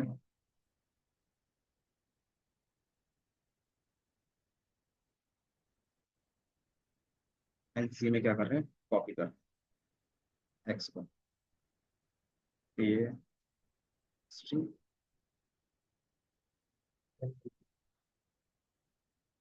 अगर इसमें है तो इसमें भी होगा, एक सेकंड। नहीं होता है, डायरेक्ट होता है, इंट में भी होता है, स्ट्रिंग में होता है, बट यहाँ पे देखना पड़ेगा थोड़ा सा का तरीका, आइडेंटिटी।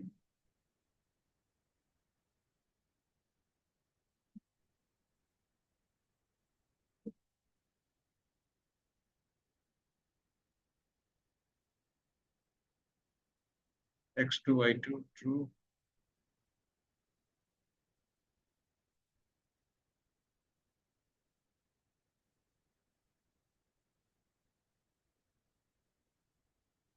नहीं भर दी, बाकी ये लिस्ट पे ही बता रहा है और कुछ, इसके लिस्ट को ही कॉपी कर। बाकी मैं कॉपी का बता दूंगा एक बार, क्योंकि हमें आगे जाके पढ़ना है डीप कॉपी, सेलो कॉपी, और उसका यूज केस ज्यादातर होता है जब हम लोग डेटा कॉपी करके रखते हैं। दोनों में वैल्यू क्या है, सेम है। X3 में Y3 में क्या वैल्यू सेम है, तो इसका मेमोरी लोकेशन सेम होगा या अलग अलग होगा। देख लेते हैं आईडी ऑफ एक्स। बेसिकली नहीं होता है, कि वो नॉर्मल क्या होता है, डेटा टाइप में होता है। अगर आप लिस्ट या फिर कोई भी सिक्वेंशियल डेटा टाइप यूज करते हैं तो दोनों होता है, रेफरेंस अलग अलग होता है। Y3 दिख रहा है, क्योंकि वो नॉर्मली क्या था कि आपके पास जो यूनिक डेटा टाइप्स होते हैं, इंट फ्लोट स्ट्रिंग, उसका सेम सेम रहता है। उसके अलावा जो भी डेटा टाइप यूज करते हो उसके लिए क्या आएगा, मेमोरी अलग अलग लिक्विड करता है। क्यों, क्योंकि इसमें हम लोग क्या करते हैं, अलग अलग डेटा टाइप यूज।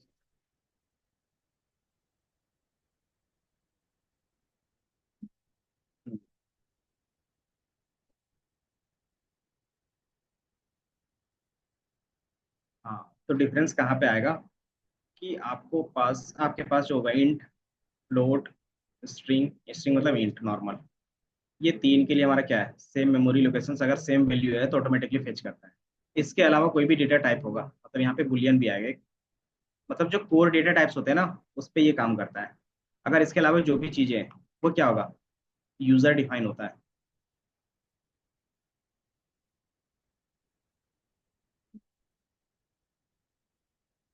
ये क्या है, लिस्ट है। ये हमारे पास लिस्ट है ना, तो लिस्ट में हम लोग क्या कर सकते हैं, मल्टीपल डेटा स्टोर कर सकते हैं, है ना। एंड देन इसमें क्या आता है कि आपका डेटा टाइप कुछ भी हो सकता है, हर एक डेटा क्या कर सकते हैं, एक लिस्ट में अलग अलग डेटा टाइप का यूज कर सकते हैं। इसलिए क्या रहता है कि हमेशा ये new data reference sorry new memory location करता है कि आपका वेरिएबल सेम है तो भी। देन इसी में आपके पास आता है डीप कॉपी सेलो कॉपी का कॉन्सेप्ट।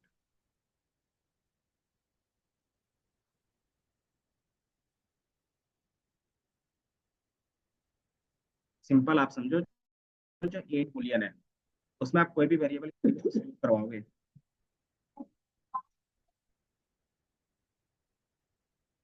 इंटीजर है, लेकिन इसका डेटा टाइप क्या है बता सकते हो एक तरीका। अगर आप चेक करोगे ना तो इसके लिस्ट के अंदर इंडिविजुअल का डेटा टाइप क्या है, इंट है, लेकिन अगर आप पूरे डेटा का पूरा देखोगे ना एक तरीका, उसका डेटा टाइप क्या होगा। डेटा टाइप चेक करने के लिए क्या लिखते थे, टाइप एक्स, क्या आएगा, लिस्ट आ गया। तो ये इंटीजर टाइप है या लिस्ट टाइप है। अगर इसका इंडिविजुअल वैल्यू का बात करेंगे तब हमारा क्या आता है, वहां पे आता है क्या, वो इंटीजर है।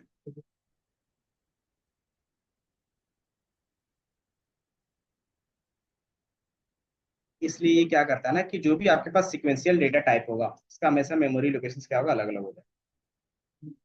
सिक्वेंशियल का क्यों बोल रहे हैं इसको, क्योंकि आप कोई भी डेटा सीक्वेंस में ही स्टोर कर रहे हो। क्योंकि इसको कॉल कैसे कर सकते थे, 1 2 3 करके कॉल कर सकते।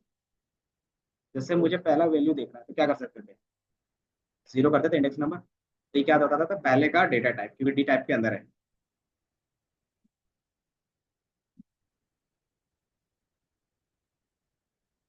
आइडेंटिटी ऑपरेटर सी बना दिया, और यहीं पे मैं लिख देता हूँ आईडी यूज होता है आईडी के लिए, और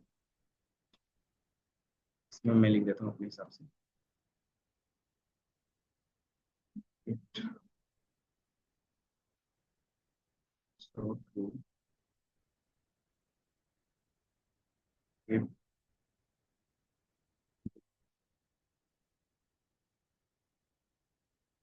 ऑब्जेक्ट का स्टोर इन कोर डेटा। और डेटा टाइप में क्या आएगा, इंट आएगा, फ्लोट आएगा, बुलियन आएगा, और एक स्ट्रिंग आएगा। It so the true if the both objects are stored in the core data types and variables.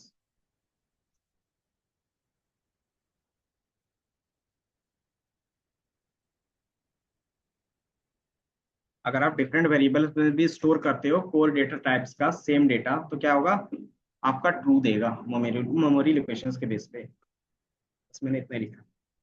But आप सिक्वेंशियल यूज करते हो, same data store in different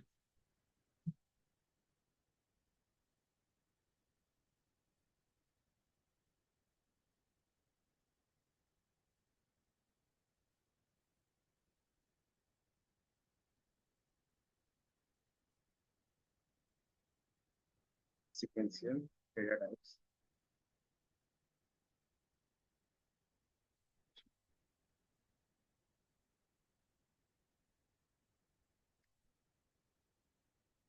actually store in different ID.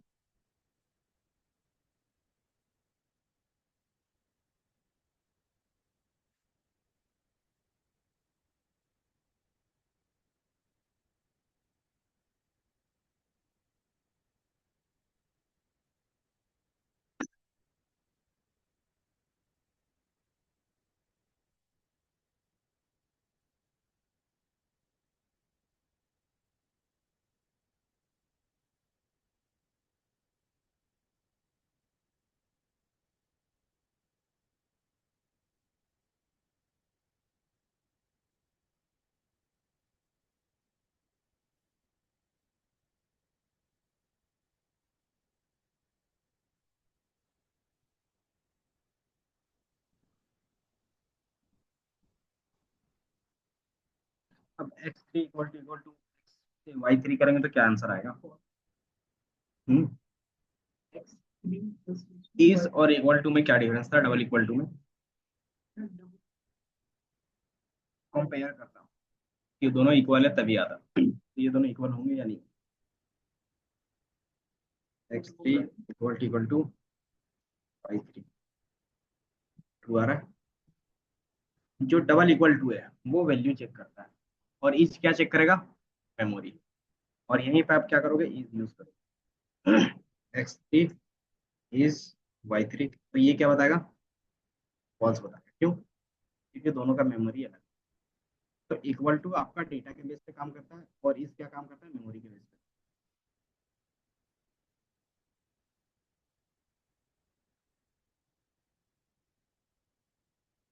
लिख लेते हैं इसको भी, double equal to use. थोड़ा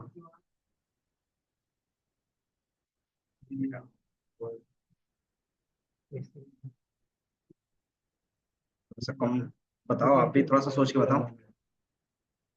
आप थोड़ा सा सोच के बताओ, सही गलत जो भी है।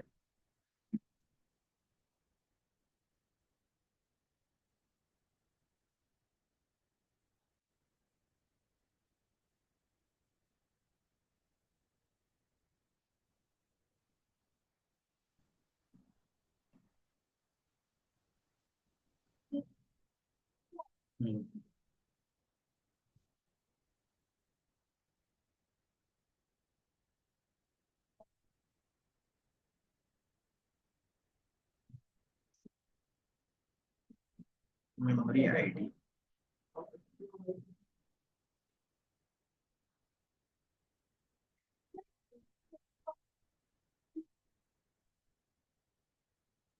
कि अगर आपको चेक करना है कि वो दोनों सेम मेमोरी पे स्टोर है या नहीं है, तब हम लोग इसका यूज करें। अगर वो सेम पे होगा तो ट्रू देगा। हाँ, इजी यूज किया था कि दोनों का आईडी सेम था, तो हमने इज यूज किया था तो ट्रू बता रहा था। देन हमने इसमें भी क्या किया कि दोनों में वैल्यू सेम है, लेकिन हम लोग जब आईडी चेक कर रहे थे तो ये फॉल्स बता रहा था। क्यों? फिर हमने चेक किया कि दोनों की आईडी क्या है? अलग अलग, ठीक है। मेमोरी लोकेशंस दोनों का क्या है? अलग अलग है। लेकिन जब हम लोग डबल इक्वल टू का यूज कर रहे थे तो ये ट्रू बताता है। क्यों? हाँ।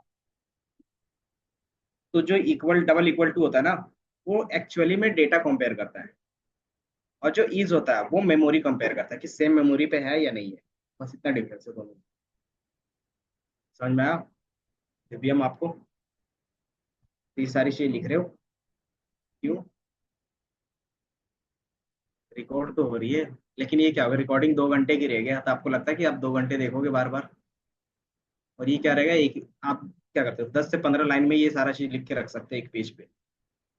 कि एटलीस्ट आप क्या करो, कॉपी पेन में लिख लो अगर आपको लगता है कि लैपटॉप में नहीं लिखना है तो। बट टाइपिंग से क्या होता है कि आप यूज टू होते हो थोड़ा सा।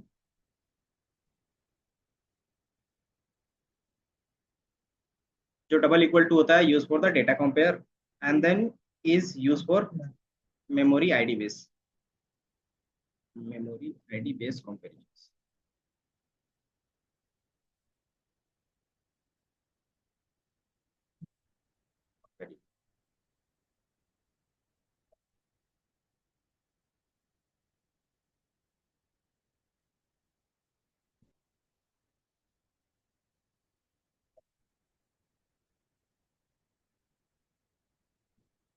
चीज जरूरी नहीं कि एक ही मेमोरी में दोनों सेम स्टोर हो सकता है, या तो फिर अलग अलग जगह पे स्टोर होगा। तो हम लोग के पास क्या रहता है, इंडस्ट्री में दोनों यूज केस रहता है कि सेम मेमोरी में है उसको भी चेक करके बताओ, या फिर सेम डेटा है वो भी चेक करके बताओ। सेम डेटा जब कब चेक करते हैं? जब हम लोग को कंपेयर करना है। फॉर एग्जाम्पल, कि कोई भी नंबर हमारे पास ऑड है या इवन है, कैसे पता चलता है? कंडीशन सिर्फ बताओ। ये तो इफ एल्स अलग चीज हो गया। तो उसका बेसिक लॉजिक क्या होता है कि आप 2 से डिवाइड करके देखते हो, अगर उसका रिमाइंडर 0 आता है तो आप क्या बोलते हो उसको? इवन। अगर नहीं आता तो ऑड बोलते हो। तो सेम चीज कंडीशन अगर हमें यहाँ पे लिखना होगा, इतना हो गया। आगे बढ़े। कि हमें क्या करना है, इवन का लॉजिक लिखना है। इवन का लॉजिक क्या होगा?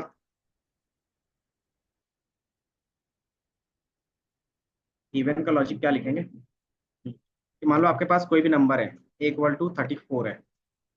अब चेक करना है कि जो ए है हमारे इवन है या ऑड है। कैसे करते हैं, ए को आप डिवाइड करते हो 2 से, है ना, और ये किसके बराबर होना चाहिए, इसका रिमाइंडर अगर 0 के बराबर आता है तभी क्या होता है, इवन होता है। तो डबल = 0।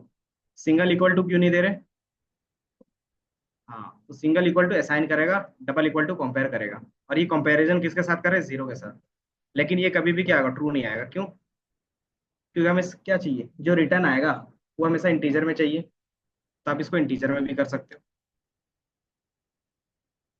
By default. अगर आप फ्लोट में भी लेते हो तो भी कोई दिक्कत नहीं है, लेकिन आप क्या कर सकते हो, दोनों में से कोई भी कर सकते हो। देन ये क्या देगा, ट्रू एंड फॉल्स देगा। जैसे मैं इसको रिटर्न करूँ तो ये क्या दे रहा है, फॉल्स।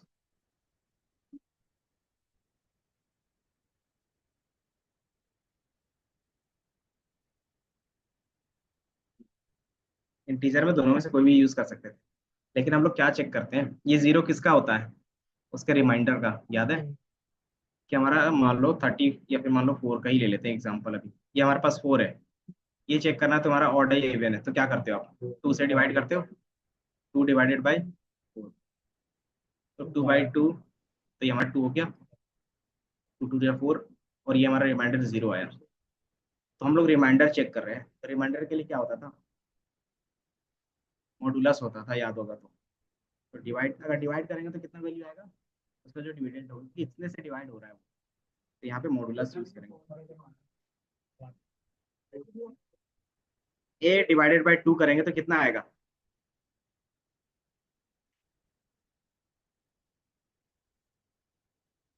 तो ये 17 आना, तो ये 0 के बराबर नहीं होगा। लेकिन एक्चुअली में ये क्या, हमारे पास इवन ही तो है। तो हमें ये नंबर नहीं चाहिए, हमें इतना पता चाहिए, नंबर क्या चाहिए, रिमाइंडर। रिमाइंडर के बेस पे ही हम लोग क्या करते हैं, ऑड इवन पता। तो हम लोग रिमाइंडर के लिए क्या करते हैं, मॉडुलस का यूज करते हैं, मॉडुलस 2। अब ये क्या बताएगा, ट्रू दे दिया। ट्रू मतलब ये हमारा क्या है, इवन है। अगर फॉल्स होगा तो ये इवन नहीं है। अब इस चीज में हमें ट्रू एंड फॉल्स पे बता रहा है, तो ये हमें क्लियर समझ नहीं आ रहा है ना। तो इस चीज को क्लियर समझने के लिए हम लोग क्या यूज करते थे, अपना खुद का कस्टम मैसेज लिखते थे। खुद का कस्टम मैसेज लिखते थे, प्रिंट करवाते थे ना। एक्सेल में क्या करते थे कि अगर ये कंडीशन ट्रू होता है तो आप कुछ अपना कस्टम मैसेज लिखते थे कि ट्रू है तो इवन है, अगर नहीं है तो क्या, ऑड है। उस तरीके से आप इसमें भी क्या करोगे, इफ एल्स का यूज करोगे कंडीशंस। हम्म, कंडीशन बनाने के लिए। बिजनेस में क्या होता है, कंडीशन के बेस पे ही आप चीजें सॉल्व करते हो ना। तो यहाँ पे आप कंडीशंस बना रहे हो बस। कंडीशंस बनाने के लिए हमें इतना आना चाहिए। अब इसको क्या कर सकते हो आप, कंडीशन के बेस पे क्या रिजल्ट प्रिंट करवाना है, आप इफ एल्स का यूज कर रहे थे। ये हमारा क्या हो सकता है, कंडीशंस। या तो फिर डायरेक्ट कैसे लिख सकते हैं, इसका सिंटेक्स होगा इफ।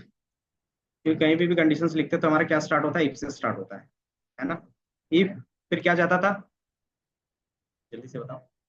ब्रैकेट लिख सकते हो, नहीं भी लिख सकते हो। अगर एक से ज्यादा तो ब्रैकेट लिखना कंपलसरी रहेगा। अगर एक कंडीशन है तो बिना ब्रैकेट के भी काम चल सकता। तो हमारे पास एक ही कंडीशन था, ये वाला। तो यहाँ पे कंडीशन चला जाएगा, ठीक है। देन और क्या लिखते थे एक्सेल पे, कॉमा करके लिखते थे। अगर ट्रू हो रहा है तो इवन, है ना, इवन। अगर फॉल्स होता तो क्या करते थे, ऑड। तो ये किसका सिंटेक्स था, एक्सेल का। अब यही चीज पाइथन में क्या होगा, अलग तरीके से लिखा जाएगा। हम्म, इसमें ना इंडेंटेशन का आता है, A/2 =2 =0। एंड देन यहाँ पे कॉलन जाएगा। एंड देन जैसे आप क्या करते हो, एंटर क्लिक करते हो तो एक स्पेस जाता है, दिख रहा है। तो पाइथन में क्या होता है ना, जब भी आप ये कॉलन कहीं पे भी यूज करोगे, एंड देन उसके अंदर कोई भी चीज लिखना चाहते हो कि इफ के अंदर मुझे लिखना है, तो आप क्या करोगे, 4 स्पेस दोगे, 4 स्पेस आपका मस्ट रहेगा। क्यों, क्योंकि ये पाइथन का सिंटेक्स होता है। इससे अगर एक भी कम रहेगा तो भी क्या देगा, एरर देगा। क्या चीज, टैब, हाँ। 4 स्पेस या फिर टैब, एक टैब में कितने स्पेस होते हैं, 4। दोनों में से कोई भी चीज यूज करोगे।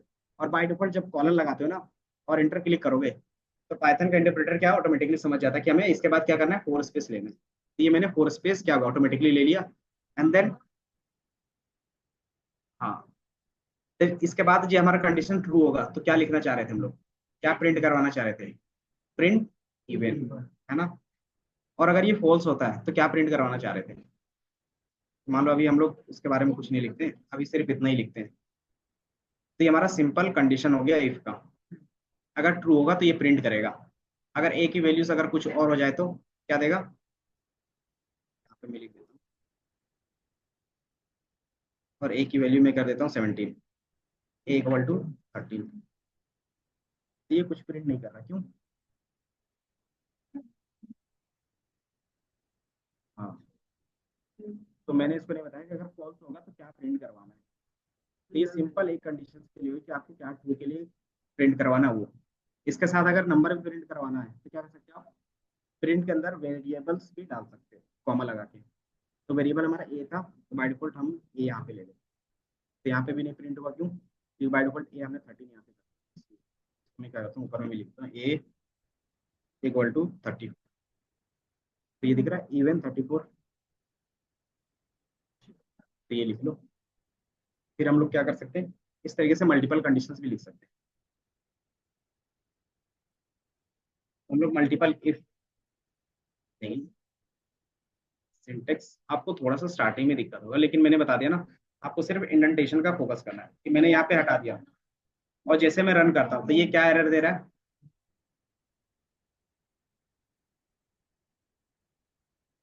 इंडेंटेशन। इंडेंटेशन का मतलब हो गया स्पेस। तो ये स्पेस का एरर दे रहा है, तो जहां पे भी ये लिखता है ना तो आप समझ जाना क्या है, इंडेंटेशन एरर है। वो आप एक बार क्या कर सकते हो, चेक कर सकते हो। तो मैंने क्या किया, टैब दबा दिया, तो ये ऑटोमेटिकली क्या रिजॉल्व हो जाएगा एंड स्टेटमेंट।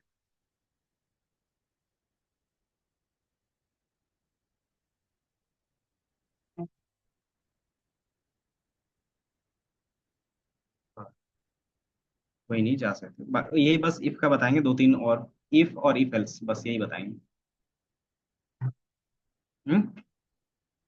तो ये क्या है, नहीं, देख लो, जो भी चीजें होंगी बता देंगे, उसमें कोई दिक्कत नहीं है। बट हाँ, कि जिस हिसाब से हम लोग यहाँ पे करते जा रहे हैं ना, तो उसके हिसाब से क्या है, सीक्वेंस फॉलो कर रहे हैं। कि पहले मैंने सिर्फ नॉर्मल लॉजिक बना रहे थे, अब उस लॉजिक के बेस पे कस्टम मैसेज प्रिंट करवाना। हाँ, क्योंकि ये क्या होगा, इसी सेल के लिए है।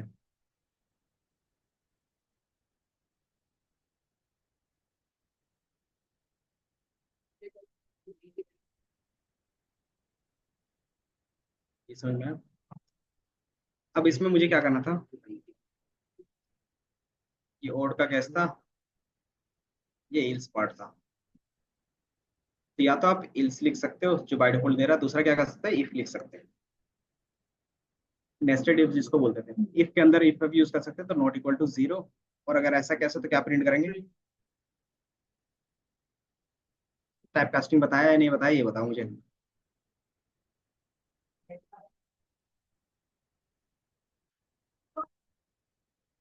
कौन सा, यहीं तक तो है, यहीं तक है इफ से। ये हमारा एक्सेल का फॉर्मेट था। हम्म।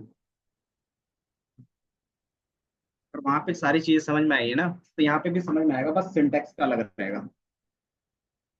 यहाँ पे हमने दो इफ लगाया है, ठीक है ना। पहला इफ क्या चेक करेगा, इक्वल टू का, और दूसरा नॉट इक्वल टू का। अगर वो जीरो के बराबर नहीं तो क्या होगा, दो ही केस बनते हैं, या तो ऑड रहेगा तो यही बन रहेगा। अभी लिखना ही है, क्योंकि अभी हम लोग को एल्स पार्ट नहीं पता है कि किस तरीके से लिखते हैं, तो हम लोग इसी को डबल इफ के साथ सॉल्व कर सकते हैं। ये समझ में आया।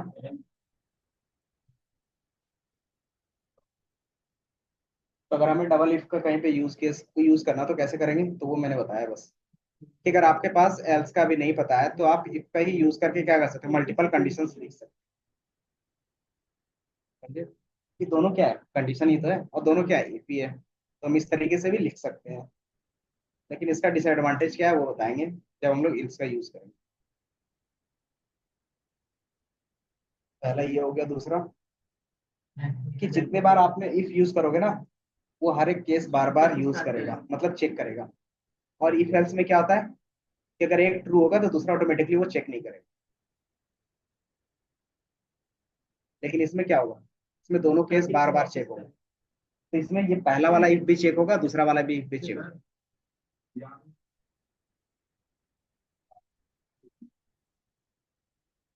ये हमारा किसका लॉजिक हो गया था, इवन के लिए। और नॉट इवन के लिए क्या होता है कि नॉट इक्वल टू जीरो, कि अगर उसका रिमाइंडर जीरो नहीं आ रहा तो क्या बोलते हैं उसको, ऑड ही तो बोलते हैं। जब आप इसको रन करोगे तो ये बाय डिफॉल्ट ऑड आएगा। तो मैंने बता दिया कि डबल इफ का डिसएडवांटेज क्या होगा, कि चाहे लॉजिक कोई भी चेक ट्रू हो, लेकिन सारा लॉजिक क्या होगा, बार बार चेक होगा। और इफ एल्स में क्या होता है, हाँ, कि जैसे लॉजिक ट्रू हो गया वहां पे, उसके बाद जो भी लॉजिक लिखोगे वो क्या होगा, चेक नहीं होगा। तो उससे क्या होता है, टाइम बचता है बस। कि मान लो मैंने 10 लॉजिक लिखा है, 10 बार बार चेक कर रहे हैं, तो क्या होगा, टाइम कंज्यूम होगा, है ना। हाँ, ठीक है, लिख लो। इतना ही है, यहीं से तो स्टार्ट है।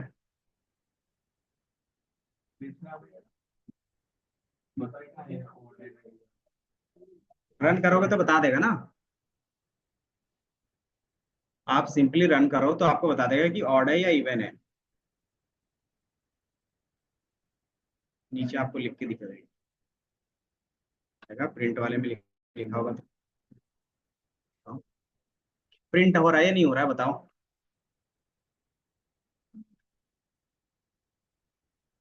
हम्म, चलो ये भी बता देते हैं इंडेंटेशन का। ये दोनों यूज हमारा क्या रहेगा,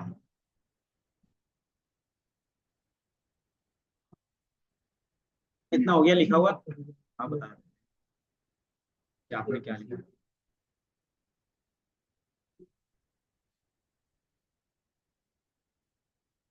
अच्छा, ये दोनों कोड में क्या डिफरेंस है बता सकते हो। ये दोनों कोड में दोनों सेम है, बस इंडेंटेशन को मैंने क्या किया, आगे कर दिया। हाँ, तो इसमें जो है ना, इसका जो यूज केस है,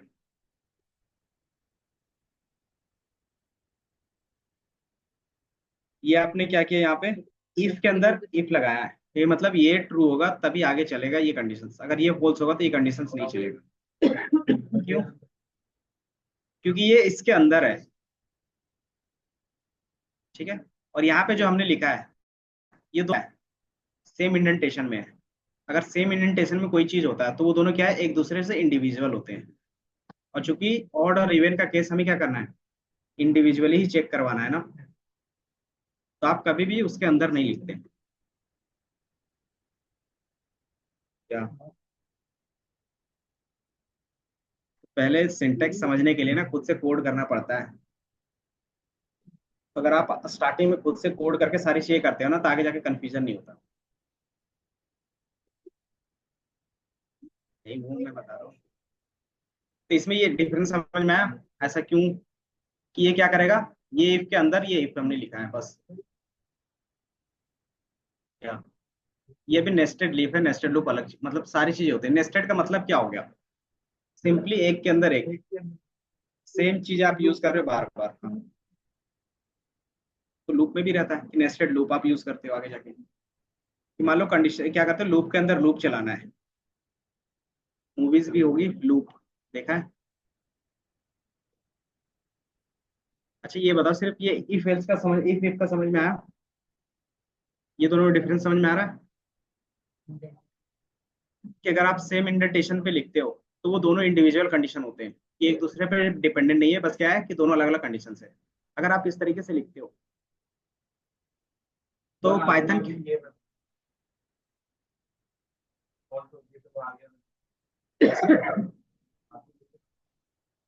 इसमें मैंने बताया कि अगर आप मल्टीपल इफ यूज कर रहे हो तो इसमें कोई भी एक कंडीशन ट्रू होगा तो क्या होगा, आगे के कंडीशंस बार बार चेक होंगे। मान लो ये ट्रू हो गया, ठीक है। तो अगर ये ट्रू हो गया तो ऑटोमेटिकली ये चेक चेक नहीं होना चाहिए। लेकिन हमने क्या किया है, दोनों को इंडिविजुअली क्या किया है।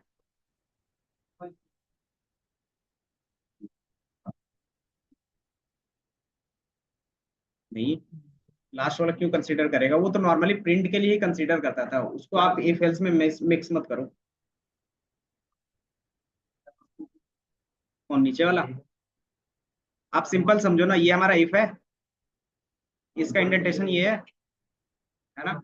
अब इस इफ के अंदर जो भी चीजें लिखोगे तो सब में क्या होगा, फोर स्पेस होगा, है ना। तो ये जो चीजें हैं वो इसके अंदर है। अगर ये ऑड इवन है तो इवन के बाद ही चेक करेगा ऑड। तो जो हमारे पास इवन है वो कभी भी ऑड हो सकता है, तो ये कभी भी प्रिंट होगा नहीं है। तो इसको हमें क्या करना होगा, बाहर ही रखना होगा ना। तो बाहर रखने के लिए हम लोग क्या करते हैं कि सेम प्लेस पे दोनों को रखते हैं। अगर दोनों क्या है, एक दूसरे का रिवर्स है, अगर दोनों एक साथ चेक करवाना है तो क्या करोगे, दोनों को सेम प्लेस पे रखोगे। तो मैंने यहाँ पे क्या करा, इफ रखा है और इसके बाद जस्ट इफ रखा है। अगर इसके अंदर रखोगे तो क्या होगा, वो नेस्टेड हो जाएगा, मतलब उसके बाद कंडीशन के अंदर कंडीशन है। ये समझ में आ रहा है?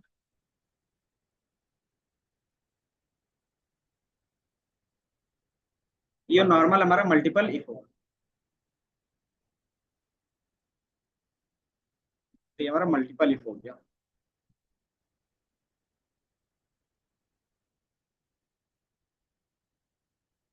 मल्टीपल इफ यूज कर रहे हो और इसमें क्या है, नेस्टेड है।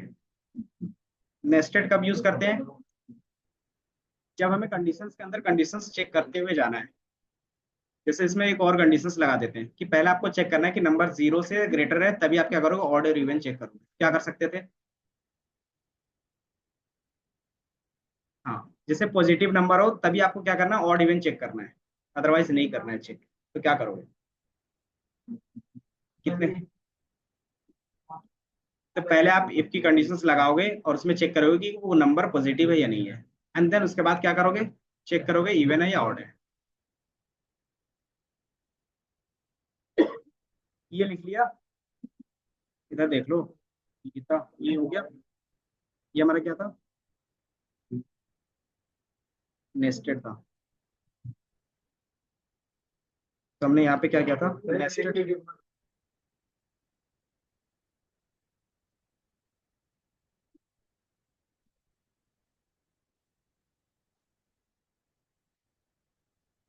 नहीं चेक करेगा ना, सिंपल सी बात है, हमने अभी बताया। अगर ये ट्रू होगा तभी इसके अंदर की चीजें प्रिंट क्या करेगा, एग्जीक्यूट करेगा। अगर ये फॉल्स होगा तो इसके अंदर वो जाएगा ही नहीं। समझ में आया कि अगर ये चीजें सही होगा तभी इसके अंदर वाली चीजें क्या होंगी, रन होंगी। अगर ये सही नहीं हुआ तो इसके अंदर कभी जाएगा वो, अगर नहीं जाएगा तो ये चीजें प्रिंट होगी नहीं होगी। तो इसके अंदर ये पूरा लॉजिक लिखा है ना, तभी वो आगे के कंडीशंस को चेक करेगा। हम्म, ये दोनों ही रन होंगे, क्यों, क्योंकि दोनों इंडिविजुअल है एक दूसरे से। ये समझ में आया थोड़ा सा?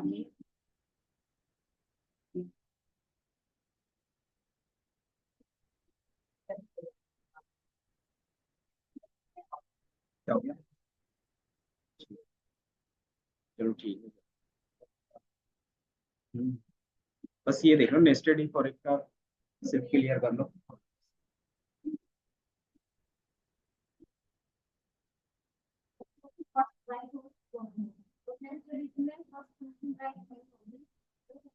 वो जाएगा ही नहीं, क्योंकि वो इसके अंदर लिखा हुआ है ना।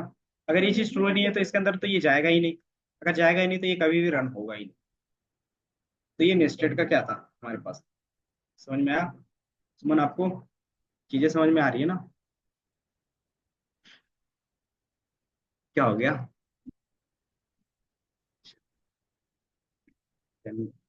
अब इसका यूज केस, मतलब नेस्टेड का यूज केस क्या होगा, क्योंकि यहाँ पे क्या है कि हमने यहाँ पे इम्प्लीमेंट किया है लेकिन इसका कोई यूज केस नहीं दिख रहा है ना। तो वही तो बता रहे हैं। तो हमारे पास क्वेश्चन ये रहेगा, पहला आपको करना है चेक और इवन इफ नंबर,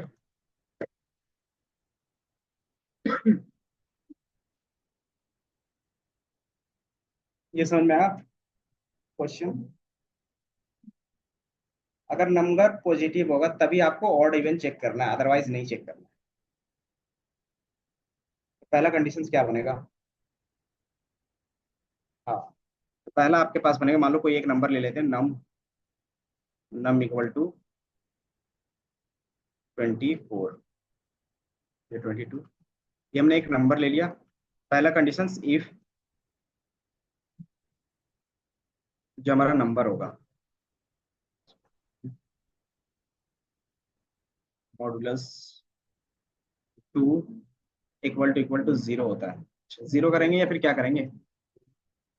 बोल गए, नंबर इज ग्रेटर देन 0 होना चाहिए, ग्रेटर होगा तब हम लोग क्या चेक करेंगे? क्वेश्चंस याद है? क्वेश्चन याद रखो।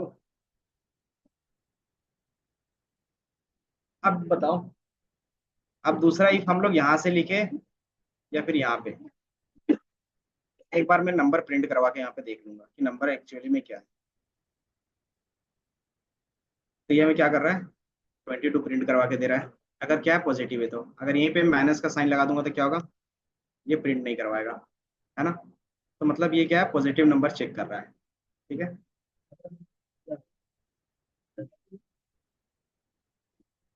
अब ऑड इवन का चेक हम लोग इसके अंदर लिखेंगे या फिर बाहर पे?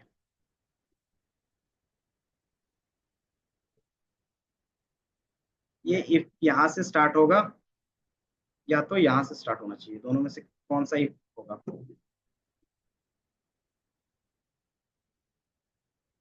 तो इसमें अगर यहाँ पे लिखते तो क्या होता, दोनों अलग अलग हो जाता कि ये पॉजिटिव भी चेक कर लेता और ऑड इवन भी चेक कर लेता। अगर नेगेटिव नंबर देते तो क्या होता, तो उसका भी ऑड इवन चेक कर लेता,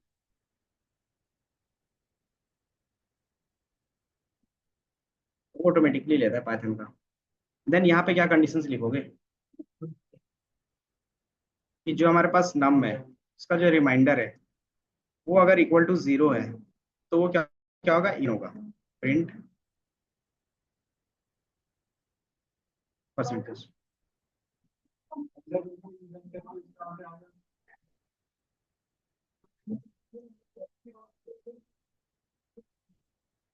क्वेश्चन क्या लिखा हुआ तुम पढ़ रहे हो? हाँ तो फिर, तो ये क्या करेगा, प्रिंट करेगा इवन, है ना? दूसरा क्या होगा, यहाँ पे 23 कर देते हैं, एंड देन दोबारा रन करोगे तो ये नंबर प्रिंट करेगा, लेकिन ये इवन नहीं, इसलिए प्रिंट नहीं कर रहा है। देन इवन के लिए हम लोग क्या कर सकते हैं, इसके जस्ट नीचे इफ लगा सकते हैं, तो नेस्टेड का, सॉरी क्या, मल्टीपल इफ, नेस्टेड और मल्टीपल इफ में डिफरेंस तो पता है ना?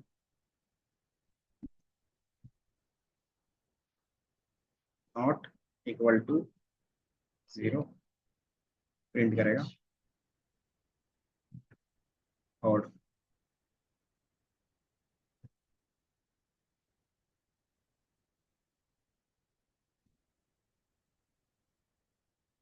नहीं, 2-3 बार प्रैक्टिस करोगे ना।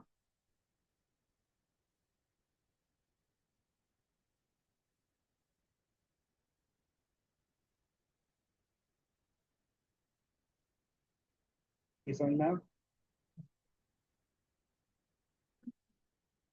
इसमें बस कॉम्बिनेशन यूज किया कि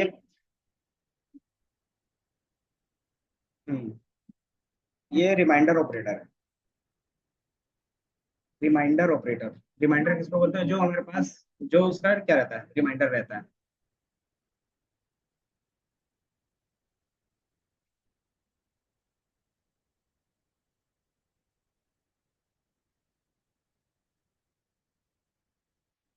पॉजिटिव, वो पता चल जाता है ना कि नेगेटिव है पॉजिटिव है, कि अगर यहाँ पे माइनस के साइन के साथ दिखता तो वो आगे बढ़ता ही नहीं। हाँ मतलब इवन का केस चेक किया तो प्रिंट हो रहा था, देन ऑड के लिए हमने लिखा, ये भी कर सकते हैं।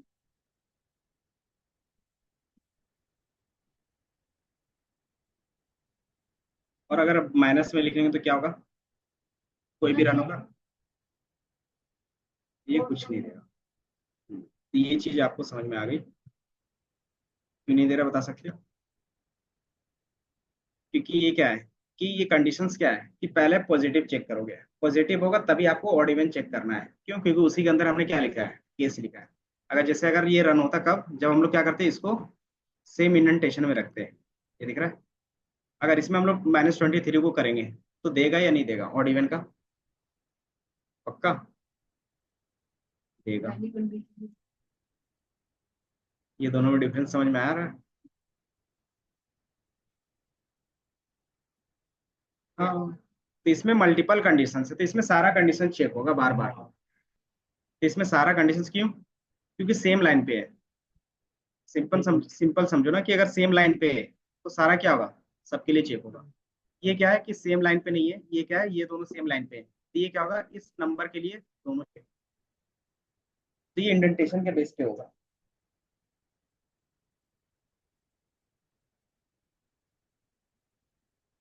हेलो? हाँ सर। हाँ। नहीं।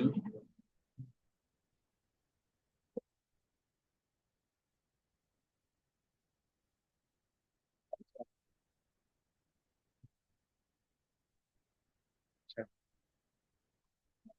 अच्छा ठीक।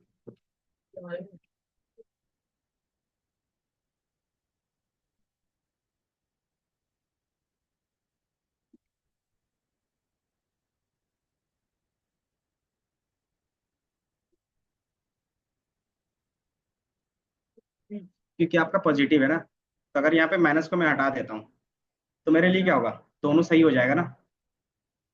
तो ये क्या हो गया, मल्टीपल है। तो जितने कंडीशन ट्रू होंगे सबके लिए क्या देगा, रिजल्ट देगा। क्योंकि ये कंडीशन फॉल्स हो गया उसके लिए।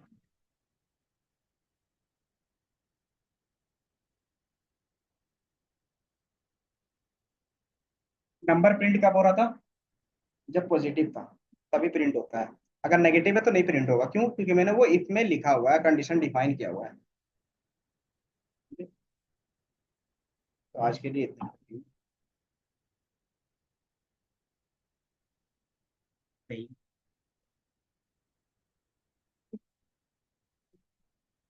तो आप क्या कर सकते हो, इसमें आप इफ का एक यूज कर लो। पहला क्वेश्चन दे रहा हूँ कल बनाने के लिए, आपको स्टूडेंट का मार्क्स लेना है, एंड देन अगर वो मार्क्स क्या है,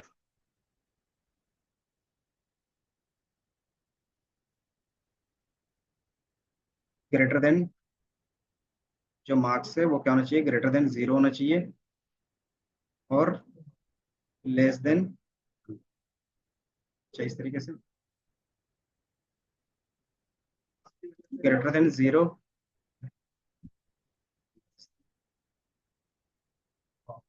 ये होता है ना।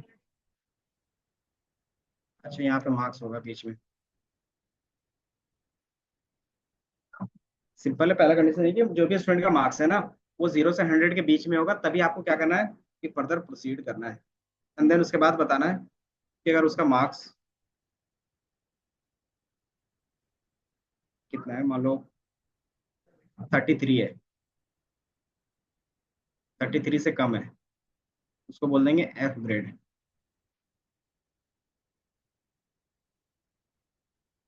और अगर उसका 33 से है, मतलब फेल। अगर 33, हाँ, 33 से ज्यादा, और क्या होना चाहिए, 45 से कम। सिंपल सा है, जो कॉलेज में तुम्हें मार्क्स मिलते थे, अगर 33% से कम है तो फेल, 33 से 50 के बीच में है तो आपको ई फिल्स में प्रिंट करो। कहाँ तक जाएगा, अगर क्या है, तीन कंडीशंस। मान लो 33 से कम है, उसको बोल देंगे हम लोग फेल। जिसका 44 से कम है और 33 से ज्यादा है, उसको बोल देंगे लो, या फिर क्या बोल सकते हो, ग्रेड डी। डी ग्रेड बोलते हैं ना। देन जिसका 45 से अबव और 60 तक है, जिसका 60 तक है उसको क्या बोलते हैं, थर्ड, सेकंड ना। अच्छा, सी बोल देते हैं फिर। प्रिंट करवाना है ये सब, और जिसका 60 से 80 के बीच में है, उसको बी बोल देते हैं,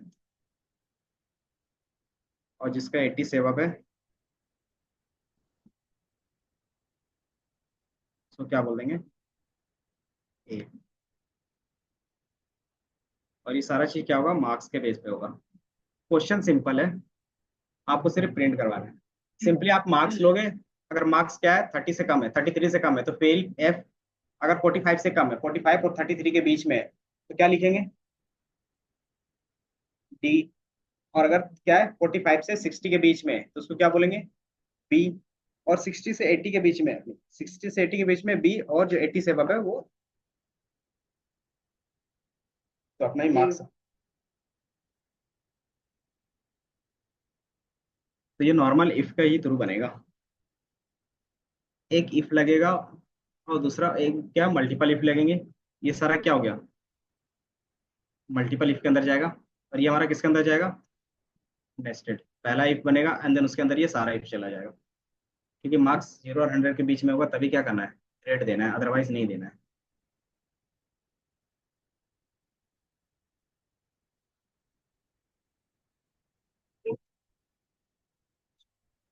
लेस देने क्या, कोई नहीं तो ग्रेटर देन कर लो।